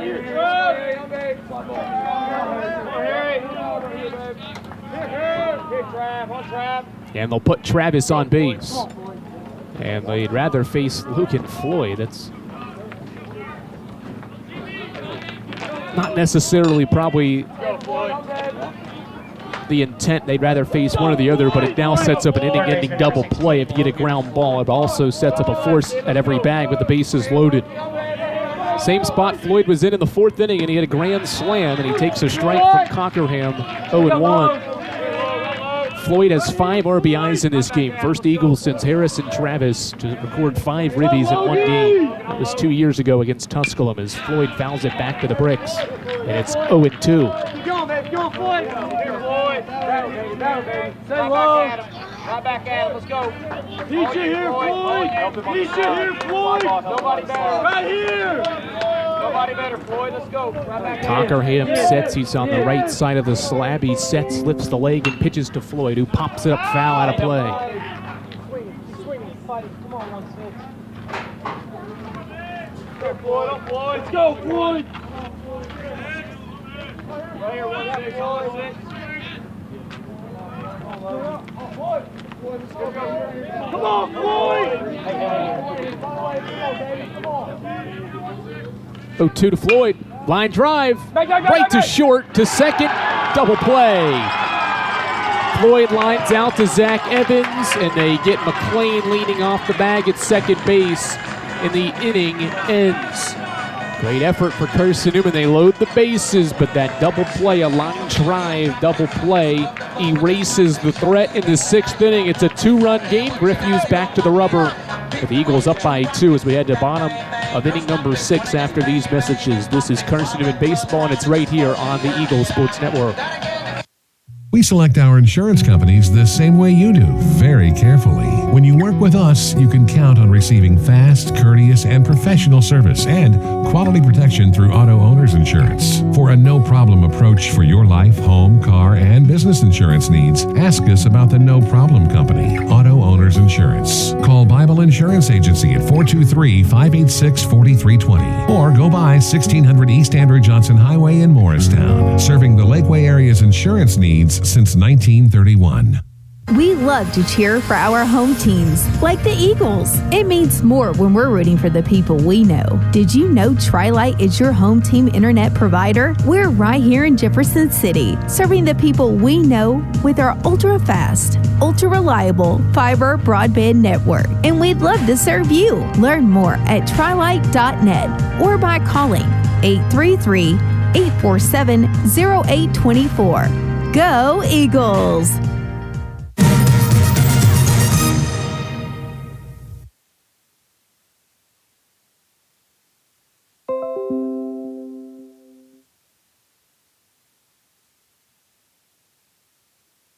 Half of the 6th inning for the Bears. Bottom half of the order to the plate for Lenoir-Rhyne, 6, 7, and 8. Owen Blackledge, Cole Stanford, and Hogan Stallings to the plate for the Bears against Griff Hughes in the 6th inning. We'll treat it as the 8th inning in a 9-inning game. It's just 7 here in the series finale, and so we're down the stretch. LR's down to its final 6 strikes. Late strike call on Blackledge. It's 0-1. 0-1 set for Griff Hughes. The lefty faces Blackledge, and the pitch is on the corner, strike 2.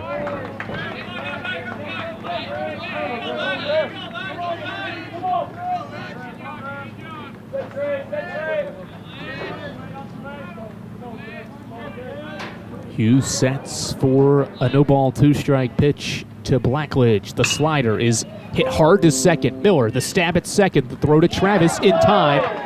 1 gone. Good play over at second by Trey Miller. And that is the first out of the inning. 5 outs away from Carson-Newman winning a series against Lenoir-Rhyne for the 2nd straight year.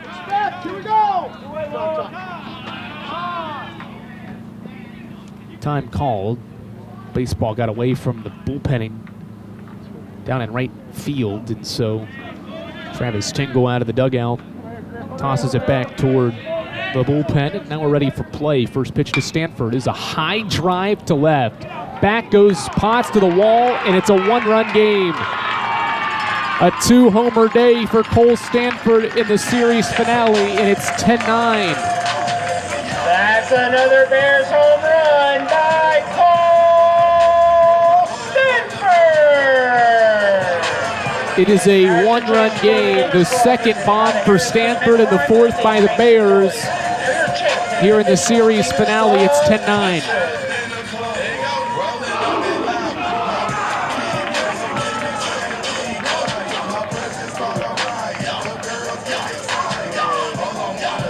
The Eagles searching for their first back-to-back series win against Lenoir-Rhyne since 2017-18, when the Bears made back-to-back trips to Jefferson City in 17 and 18, and Carson-Newman won both those series. In fact, won 3 in a row from 15 to 18. As a pinch hitter comes to the plate. Ethan Cachetta will pinch hit for Lenoir-Rhyne. Here in the inning, he's got 18 at-bats this year, 7 hits. First pitch from Griff Hughes is a fastball upstairs. Ball 1. The series win here would get Carson-Newman back-to-back series victories over these Bears after doing it at home last year. 1-0 from Hughes. Breaking ball hit toward left. Potts goes back near the wall, makes the catch nearing the track. 2 gone. Well, the Bears have started to see the ball well off of Griff Hughes here in relief. And the 2-out batter is Cole Nelson. Stanford has a 3-hit day, by the way. He's reached all 4 times in this series finale.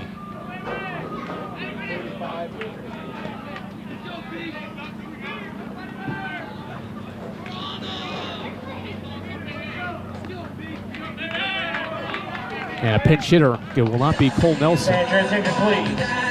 Now pinch hitting for the Bears. Number 35, Tyler. There's Tyler McPeak. So he has got hit by a pitch in the 5th inning of the game earlier today. Does not start here in the series finale, but now comes on as a pinch hitter here in the 6th inning rather, with 2 outs, nobody on in a 1-run game. Lefty Hughes sets his 0-1 offering. Breaks to the outer part of the plate on a slider, stayed outside, and it's 1-1.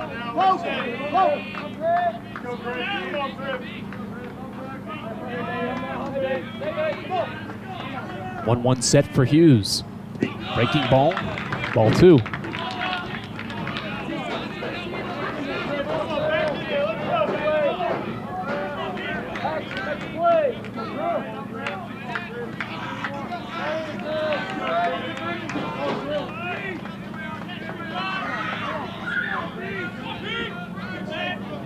Two balls, 1 strike to Tyler McPeak. Foul ball, 2-2. McPeak has the 2nd most home runs for the Bears.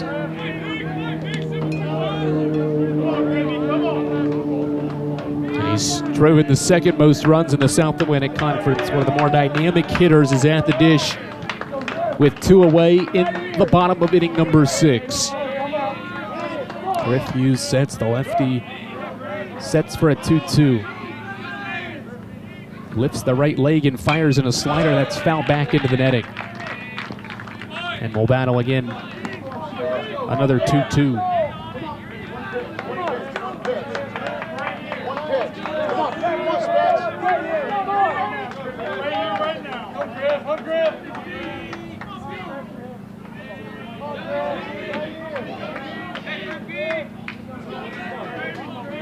Two set. Line drive foul.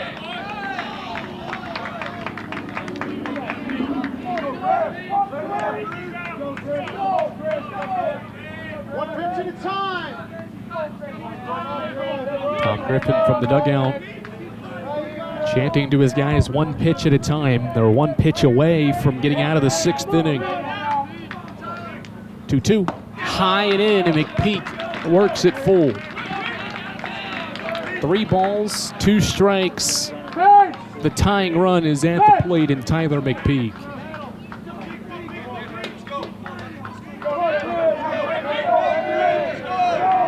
Full count. Hughes' pitch. Breaking ball hit toward right, the line. Williams sprinting over, and it drops in for a base hit. McPeak rounding first base, and he'll get to second base with a double. Pinch hit effort for McPeak, and now Kai Holiday with the tying run at second and the top of the order to step in. And LR will pinch run for McPeak, who is hobbling off the field. Manager, attention please. Bryce Stover will Running run. for Tyler McPeak is number 0, Bryce Stover. Stepping up to the plate for the Bears is center fielder, number 1, Kai Holiday.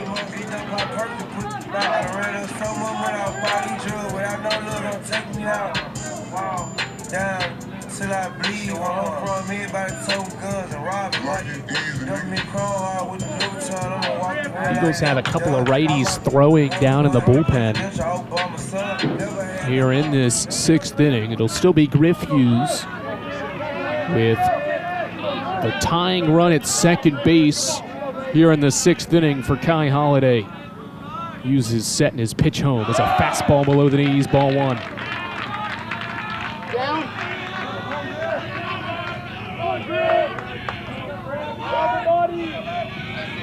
One ball and no strikes.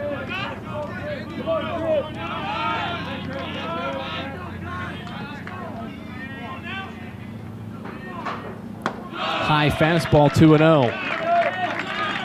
Holiday's had a good hitting day and really weekend. 2 hits in this series finale, a triple that started this game and a single. Those were in the first 2 frames. He's ahead on Hughes, 2 balls and no strikes. The southpaw for Carson-Newman sets. He looks at second and pitches a slider outside, and it is 3-0.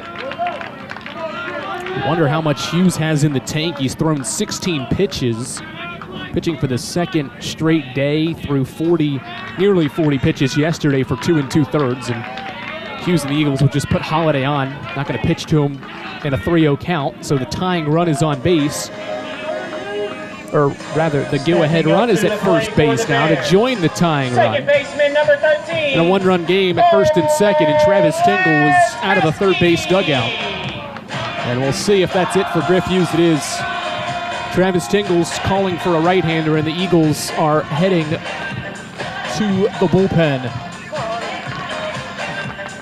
Griff Hughes' day wraps up. There are 2 runners on base and 2 outs, and we'll tell you who Carson-Newman turns to with 4 outs left in this baseball game, up by 1 here on the Eagles Sports Network. Dorm food got you down? Need a home-cooked meal?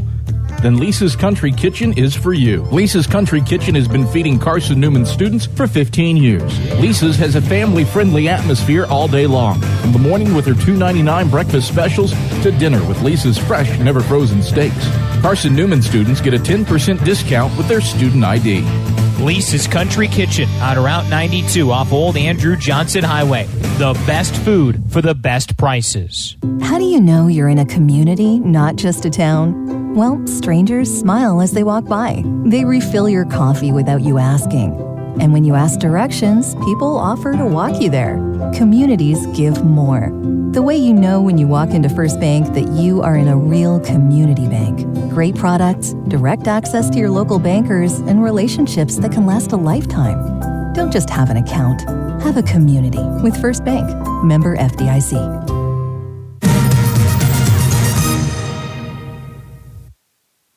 One-run game. The go-ahead run's at first, and the tying run is at second base, and Travis Tingle is turning over to one of the most reliable relievers in the game, Hunter Harrington, to pitch for Carson-Newman.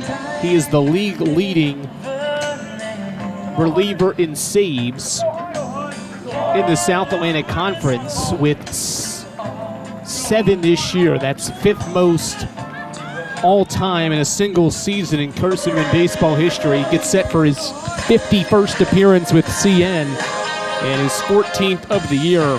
What an active week for Harrington it has been.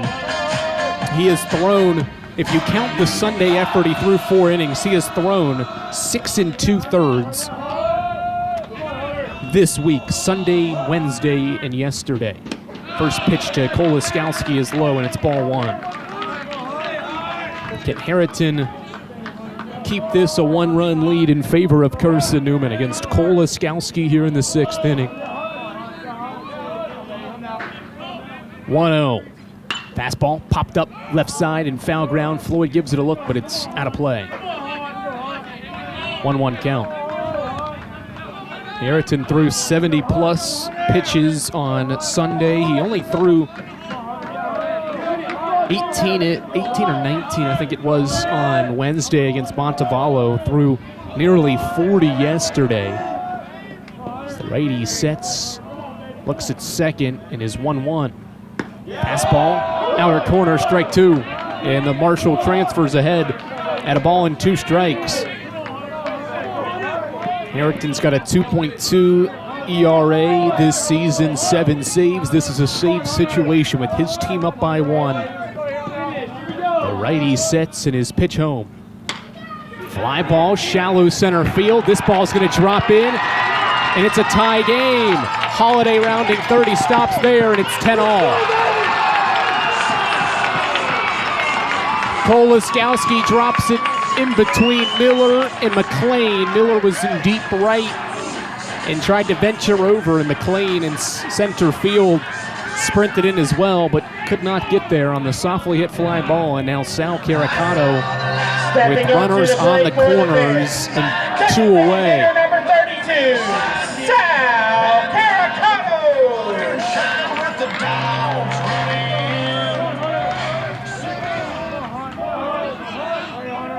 Caricato a chance to give LR the lead. Holiday's speed at third. Hunter Harrington's first pitch is a breaking ball, a slider for strike 1. Caricato, a redshirt junior from Long Island, New York, with a prime opportunity to give his team the lead in the 6th inning. The pitch from Harrington bounces in, it's ball 1. Good block from Bright. Anything that gets away will probably score Holiday at his speed, even if it's just the slightest bit away from Bright on a breaking ball in the turf. 1-1 set, and Harrington's pitch is grounded foul, and it's 1-2.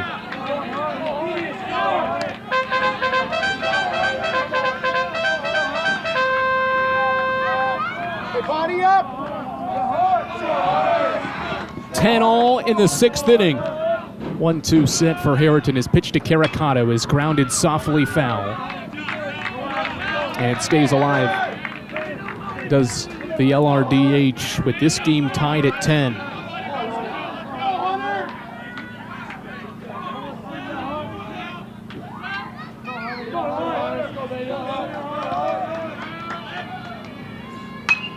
Pop-up foul, and Caricato stays alive.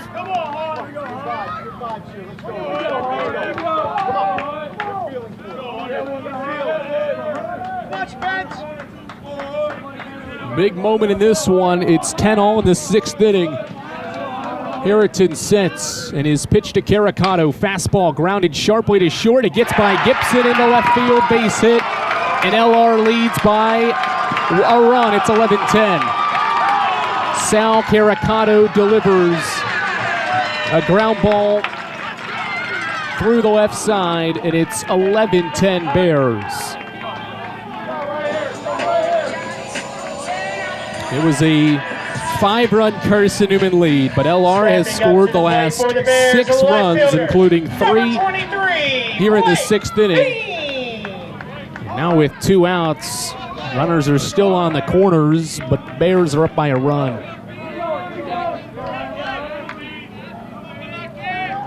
This decisive rubber match as a ground ball to the right side. Miller fields cleanly. He goes to first. Inning over, but Lenoir-Rhyne has regained the lead. It's 11-10. Bears by a run. Eagles down to their final 3 outs. We'll see how they fare in the 7th inning. Bears are 3 outs away from the series. Eagles need a run to keep it going. Back for the 7th after this on the Eagles Sports Network. We select our insurance companies the same way you do, very carefully. When you work with us, you can count on receiving fast, courteous, and professional service and quality protection through Auto Owners Insurance. For a no-problem approach for your life, home, car, and business insurance needs, ask us about the No Problem Company, Auto Owners Insurance. Call Bible Insurance Agency at 423-586-4320 or go by 1600 East Andrew Johnson Highway in Morristown, serving the Lakeway area's insurance needs since 1931. We love to cheer for our home teams, like the Eagles. It means more when we're rooting for the people we know. Did you know Tri-Lite is your home team internet provider? We're right here in Jefferson City, serving the people we know with our ultra-fast, ultra-reliable fiber broadband network. And we'd love to serve you. Learn more at trilite.net or by calling 833-847-0824. Go Eagles!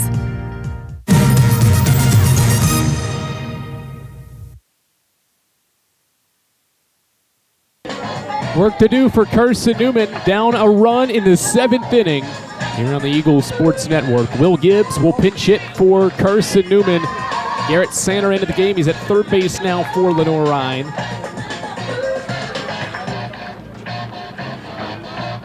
As Cole Stanford stays behind the dish for the Bears to catch Caleb Cockerham, who's back out to try to close this one for the Bears. It would be a win for Cockerham because he entered with his team losing, and now they have the lead. And he gets the 7th inning, and he'll start against Will Gibbs. Cockerham in this game has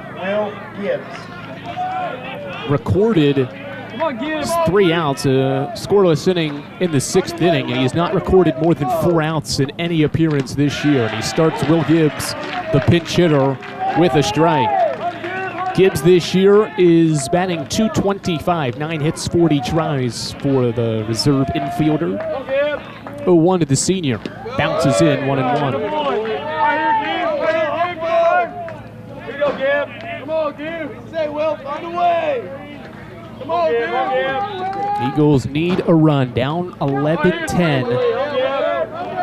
Here you go, Will. Here in this series finale in the 7th. 1-1 to Gibbs. High fastball, 2-1. Come on, Gibb. Say, Will. Say, Gibb. Say, Gibb. Righty Cockerham, or lefty rather, Cockerham sets to the righty Gibbs, and the 2-1 offering is high and away. 3-1. Come on, Will. Here you go, Gibb. Here you go, Gibb. Stay right here, Gibb. Say, Gibb. Come back. 3-1 to Gibbs. Low ball 4. It's a 5-pitch walk to start the 7th. Well, it looked like Cockerham was going to be in a groove. He started off the at-bat with a fastball for a strike, but loses Gibbs with 4 straight misses. And now the Eagles get the tying run on base with no one out to start this 7th inning. For Aiden Gibson. Gibson shows bunt, places it right back to the pitcher, Cockerham. Bare hands the throw, pulls the first baseman off the bag. Gibson reaches, and it's first and second. Oh boy, a routine sacrifice bunt by Gibson, and Cockerham is unable to make the play. That is an error on the pitcher. And now the Eagles have the go-ahead run on base. A walk and an error to start the 7th. And it brings Trey Miller to the plate.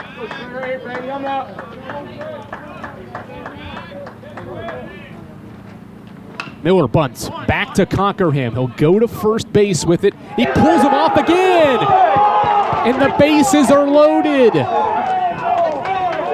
The lefty Cockerham has thrown away from first base on consecutive pitches. Another bunt back to him, and he was wild with his throw to first base. and the bases are full of Eagles here in the 7th. And Cole Stanford will talk it over with his pitcher with no one out. Holy moly, back-to-back errors by the pitcher, and now a couple of the infielders are going to join in, and Chris Ramirez is asking for a new pitcher. Back-to-back mistakes for the lefty, Cockerham. He makes 2 throwing errors, and the Eagles, after a walk and 2 throwing errors, have them loaded up with nobody out in the 7th inning, trying to rally down a run in the 7th. I'll tell you who the new Bears reliever is after these messages. This is Carson-Newman Baseball, and it's on the Eagles Sports Network.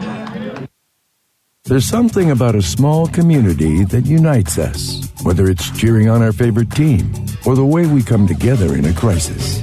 Small communities are made up of people with big hearts. We're dedicated to hard work and innovation through sunny days and stormy nights. AEC is always here, powering the people and the places that make our community a spectacular place to call home.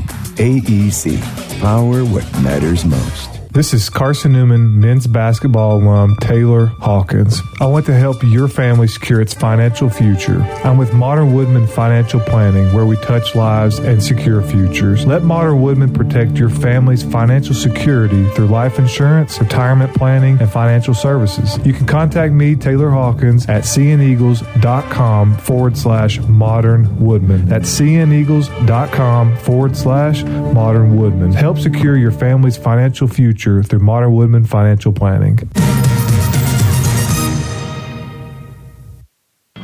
Back-to-back errors by the reliever Caleb Cockerham. He exits, and in comes Brendan Rodriguez with the bases loaded and nobody out, and his team up by 1. The tying run 90 feet away for Carson-Newman, and the Eagles are turning to the bench. Ryan Bolton will pinch hit for the Eagles when Brendan Rodriguez finishes throwing his warm-up pitches. He has a 4.50 ERA. He threw yesterday through an inning and gave up a hit and a run, a walk, and a strikeout in that appearance. He's a junior from Apple Valley, California. And he continues to warm up with the bases loaded. And crazy enough in this sequence, it started off well for Carson-Newman, a 5-pitch walk, but then Aiden Gibson placed down a routine bunt, a sacrifice bunt. It was not to bunt for a base hit, it was totally to just get it down and move Gibbs to scoring position. And Cockerham's throw pulled the first baseman, Eli Willen, off the bag toward the field of play. So it was first and second. Then Miller said, I'm going to bunt 2 and try to. And Cockerham did the same thing on mostly the same bunt. Bases are loaded with nobody out, and pinch hitting is Ryan Bolton. Bolton this year, .273 average, 3 hits, 11 tries. Breaking ball is low, ball 1. Gibbs represents the tying run. He's at third, the go-ahead run, and Aiden Gibson's at second, and Trey Miller's at first base. Bolton this year, the 3 hits, and had an RBI base hit against Young Harris last week. 1-0 is at the knees, strike 1. Ryan Bolton's a redshirt sophomore from Knoxville, Tennessee. He's drove in 3 runs this year, rather 4 runs this year. Thought about a 1-1. It was a fastball. He takes it at strike 2. 1-2 count on Bolton. Top of the order awaits for Carson-Newman. 1-2 set for Brendan Rodriguez. 1-2. Fastball, tap foul at the dish, and Stanford took a shot behind home plate. He's down, and we'll give him a moment after that foul ball behind the dish.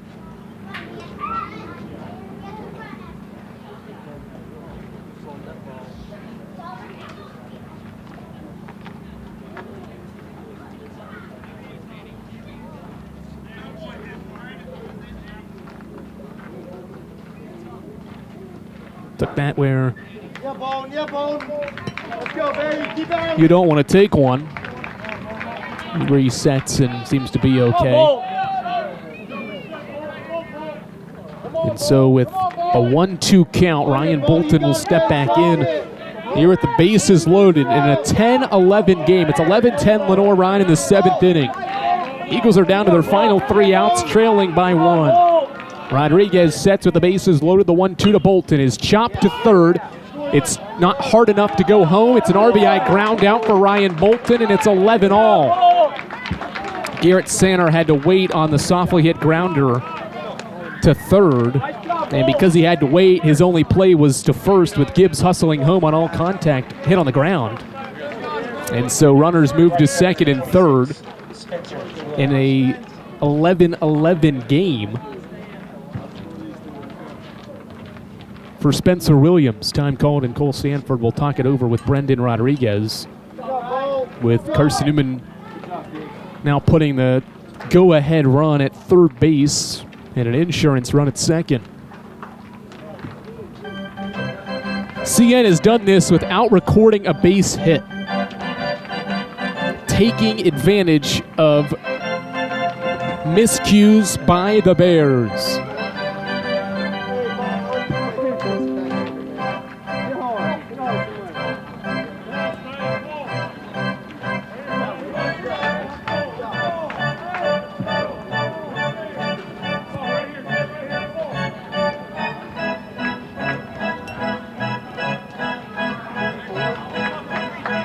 Time called, and Chris Ramirez is going back to the bullpen.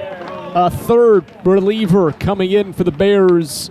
It's an 11-11 game, and the Eagles have the go-ahead run 90 feet away. We'll tell you who the new reliever is with this game knotted at 11 after these messages. This is Carson-Newman Baseball, and it's on the Eagles Sports Network.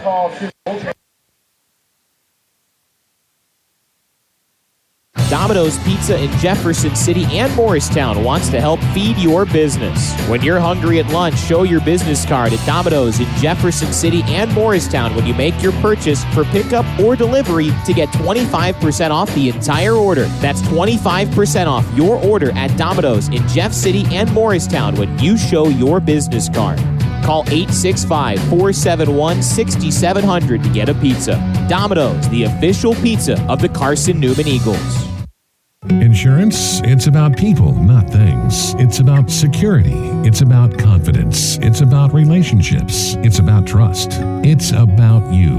As a local independent agent, Bible Insurance Agency can design an insurance program that's just right for you and your family. Give the people you love safe, sound, secure protection from Auto Owners Insurance. Call Bible Insurance Agency, 423-586-4320, or go by 1600 East Andrew Johnson Highway in Morristown.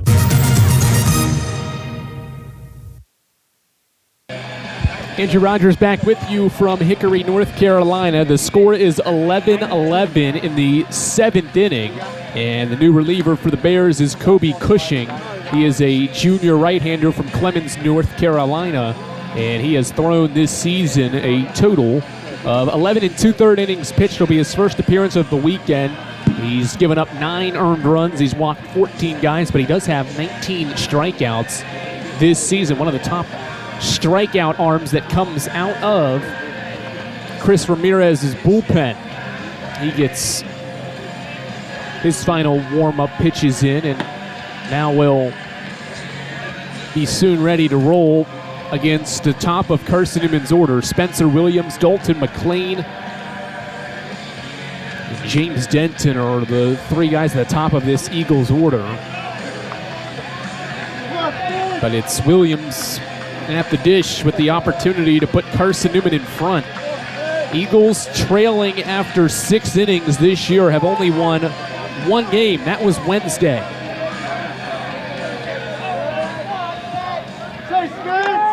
They trailed after 6 innings in this game, but have tied it with an RBI ground out. Now Williams swings and fouls the first pitch back off Stanford's mask, and it's 0-1. Big spot for Kobe Cushing, with the go-ahead run at third base. LR's infield is in, trying to gun down that run at home if the ball is hit on the ground. Cushing's thrown 2 innings over the last 20 days. 0-1. Low and inside, gets away to the backstop. Here comes Gibson. Carson-Newman leads. wild pitch allows Carson-Newman to go back in front, 12-11. LR's miscues are coming back to haunt it.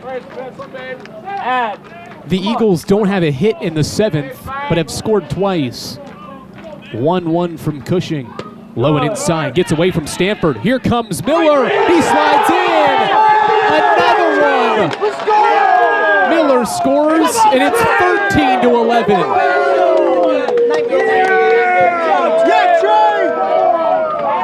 Trey Miller got a great jump, and Cole Stanford was unable to control it.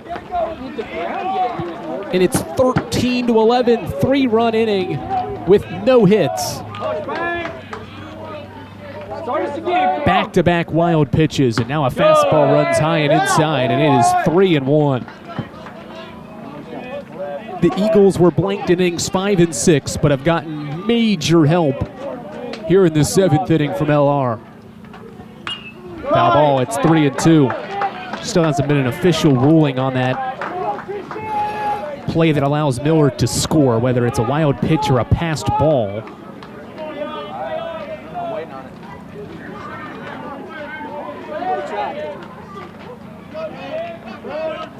3-2 set for Cushing. And Williams skies it into the air right side. A high fly ball. Blackwood sprinting in. He makes the catch, 2 away. And now Dalton McLean to step in.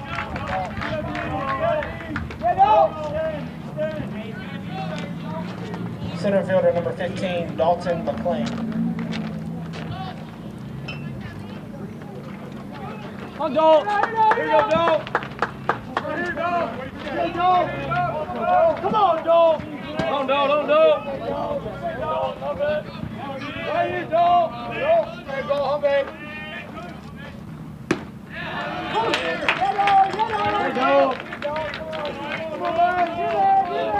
First pitch to Dalton McLean is a strike. McLean's got a 4-hit afternoon for CN to lead the way. Chops one into the gap, left side. Evans can't make a throw in time. And it's a 5-hit day for Dalton McLean. What an effort for Dalton McLean today. He has 5 hits and Carson-Newman has 11. And Chris Ramirez is going back to the bullpen. A 4th different pitcher for Lenoir-Rhyne in the 7th inning. He's calling for a lefty to face James Denton with Carson-Newman up by 2 here on the Eagles Sports Network.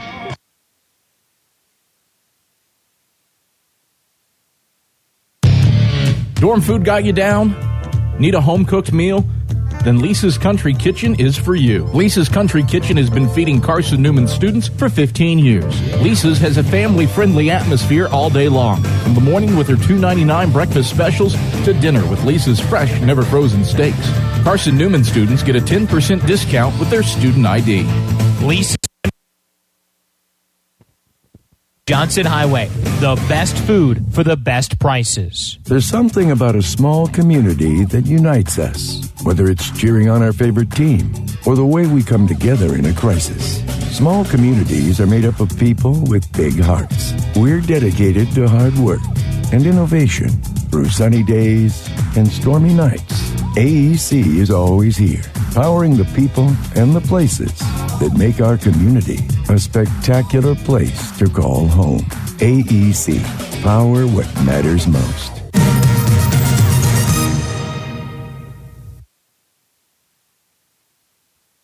New pitcher is Andy Cook. He is a left-handed arm that has appeared in 13 games this year, an 8.20 ERA. And he's a 6'4" left-hander from Hickory, North Carolina. He threw an inning of scoreless baseball against Emory and Henry 6 days ago and is set to pitch here in the 7th inning with 2 outs and a runner on base against James Denton, a lefty-lefty matchup against Denton. It was 1 for 4 today and has seen a couple of lefties throughout the weekend. Dalton McLean extends this 3-run 7th for Carson-Newman with his infield single. He is the first Eagle in 2 seasons, first since 2022, on April 1st when Henry Jackson had 5 hits against Limestone back at the Silver Diamond Baseball Complex. Jackson had a 5-hit day. Now McLean has a 5-for-5 performance here in the series finale. 2-run game. Eagles try to add some insurance. It'll be Denton versus Andy Cook with 2 outs in the 7th. It's a 3-run inning, and McLean's single is CN's only hit this inning, but the Eagles scored these 3 runs all off of LR miscues. A leadoff walk, 2 throwing errors by the reliever Cole Conkerham as Denton swings and misses at strike 1. A pitch hit ground out for Ryan Bolton, and then 2 wild pitches bring home a pair of runners to make it 13-11 Carson-Newman. 0-1 to Denton is a strike on the corner. It's 0-2. Here we go, Dan. Say JD. Come on, James. Here we go, Dan. Breaking ball, swing and a miss, strike 3. Denton down swinging, but Carson-Newman is 3 outs from taking the series. It's CN 13. It's LR 11. And we head to the bottom half of the 7th. Eagles 3 outs away from a series win over the Bears. We'll find out together if they're able to do it after this on the Eagles Sports Network. We love to cheer for our home teams, like the Eagles. It means more when we're rooting for the people we know. Did you know Tri-Lite is your home team internet provider? We're right here in Jefferson City, serving the people we know with our ultra-fast, ultra-reliable fiber broadband network. And we'd love to serve you. Learn more at trilite.net or by calling 833-847-0824. Go Eagles! How do you know you're in a community, not just a town? Well, strangers smile as they walk by. They refill your coffee without you asking. And when you ask directions, people offer to walk you there. Communities give more. The way you know when you walk into First Bank that you are in a real community bank. Great products, direct access to your local bankers, and relationships that can last a lifetime. Don't just have an account. Have a community with First Bank. Member FDIC.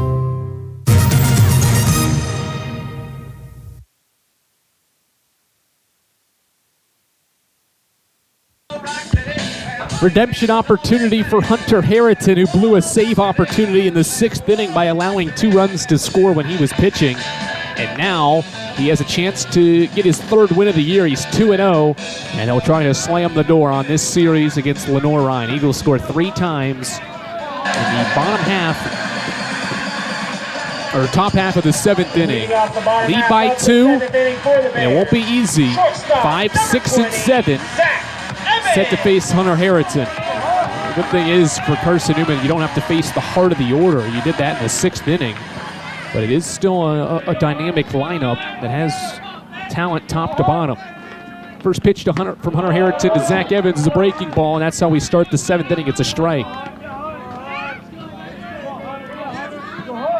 Righty Harrington works from the stretch from the center of the slab. Lifts the left leg and fires in a fastball that was so much of a heater, it dropped Frankie Delgado's glove from his left hand to the ground. It's ball, 1-1.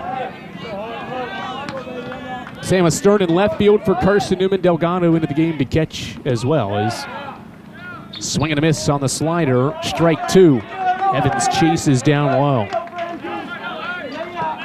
CN is 16-15 this year, trying to get back 2 games above 500, but also league win number 10.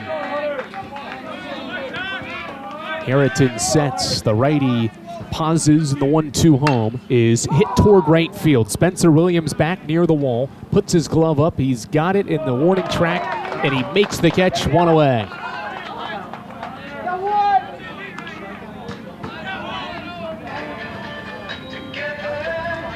Up next for the Bears, right fielder, number 14, Owen It'll be Owen Blackledge with 1 out to step in. The Bears, at this point, just need a base runner to bring the tying run to the dish against Harrington.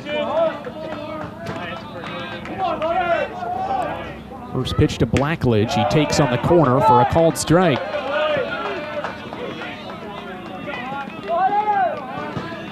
Eagles have won double-digit sack games every season except for one against in Tom Griffin's era. The only time they didn't was in 2009 rather. Obviously, the shortened 2020 season, the team only played 9 games in league play. Coming off an impressive year a season ago, hard grounded his second. Miller Fields is throw to first in time, and CN is an out away from the series win. It'll be Eli Willen. No, check that. It'll be Cole Stanford, who's hit 2 home runs today to step in, and Eli Willen's on deck. The Eagles are coming off an impressive 15-8 mark in the league last season, trying to get to 10-8 and win the series against the Bears. High fastball from Hunter Harrington. It's 1-0. It would be CN's second win this year, and this week when trailing entering the 7th. Harrington's 1-0. Breaking ball drops below the zone. Ball 2. Certainly Stanford's a threat, and that's why it was even more important for the Bears to at least get a runner on for him because of the pop that his bat has. 2 home runs today, 2-0. Breaking ball is a strike, 2 balls and 1 strike.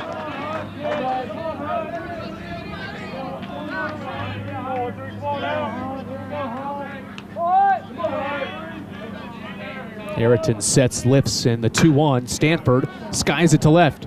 Sam Astern back near the wall, makes the catch, and Carson-Newman sends the Bears down in order and wins the series. A 3-run 7th for Carson-Newman, and the Eagles come back and take down the Bears. Final score from Hickory. It's 13-11. Carson-Newman. The Eagles rally and take the series. Second straight year that Carson-Newman has taken the series against Lenoir-Rhyne, and the Eagles once again are incredibly good in 2-run games. The Eagles this year 13-3 in games decided by 2 runs or less. Final score in the series finale 13-11. We'll talk to you next weekend as Carson-Newman returns to the Silver Diamond Baseball Complex for a 3-game series with Anderson. We thank you for tuning in all weekend, and we'll talk to you next weekend as Carson-Newman takes the series 2-3 over Lenoir-Rhyne here in Hickory.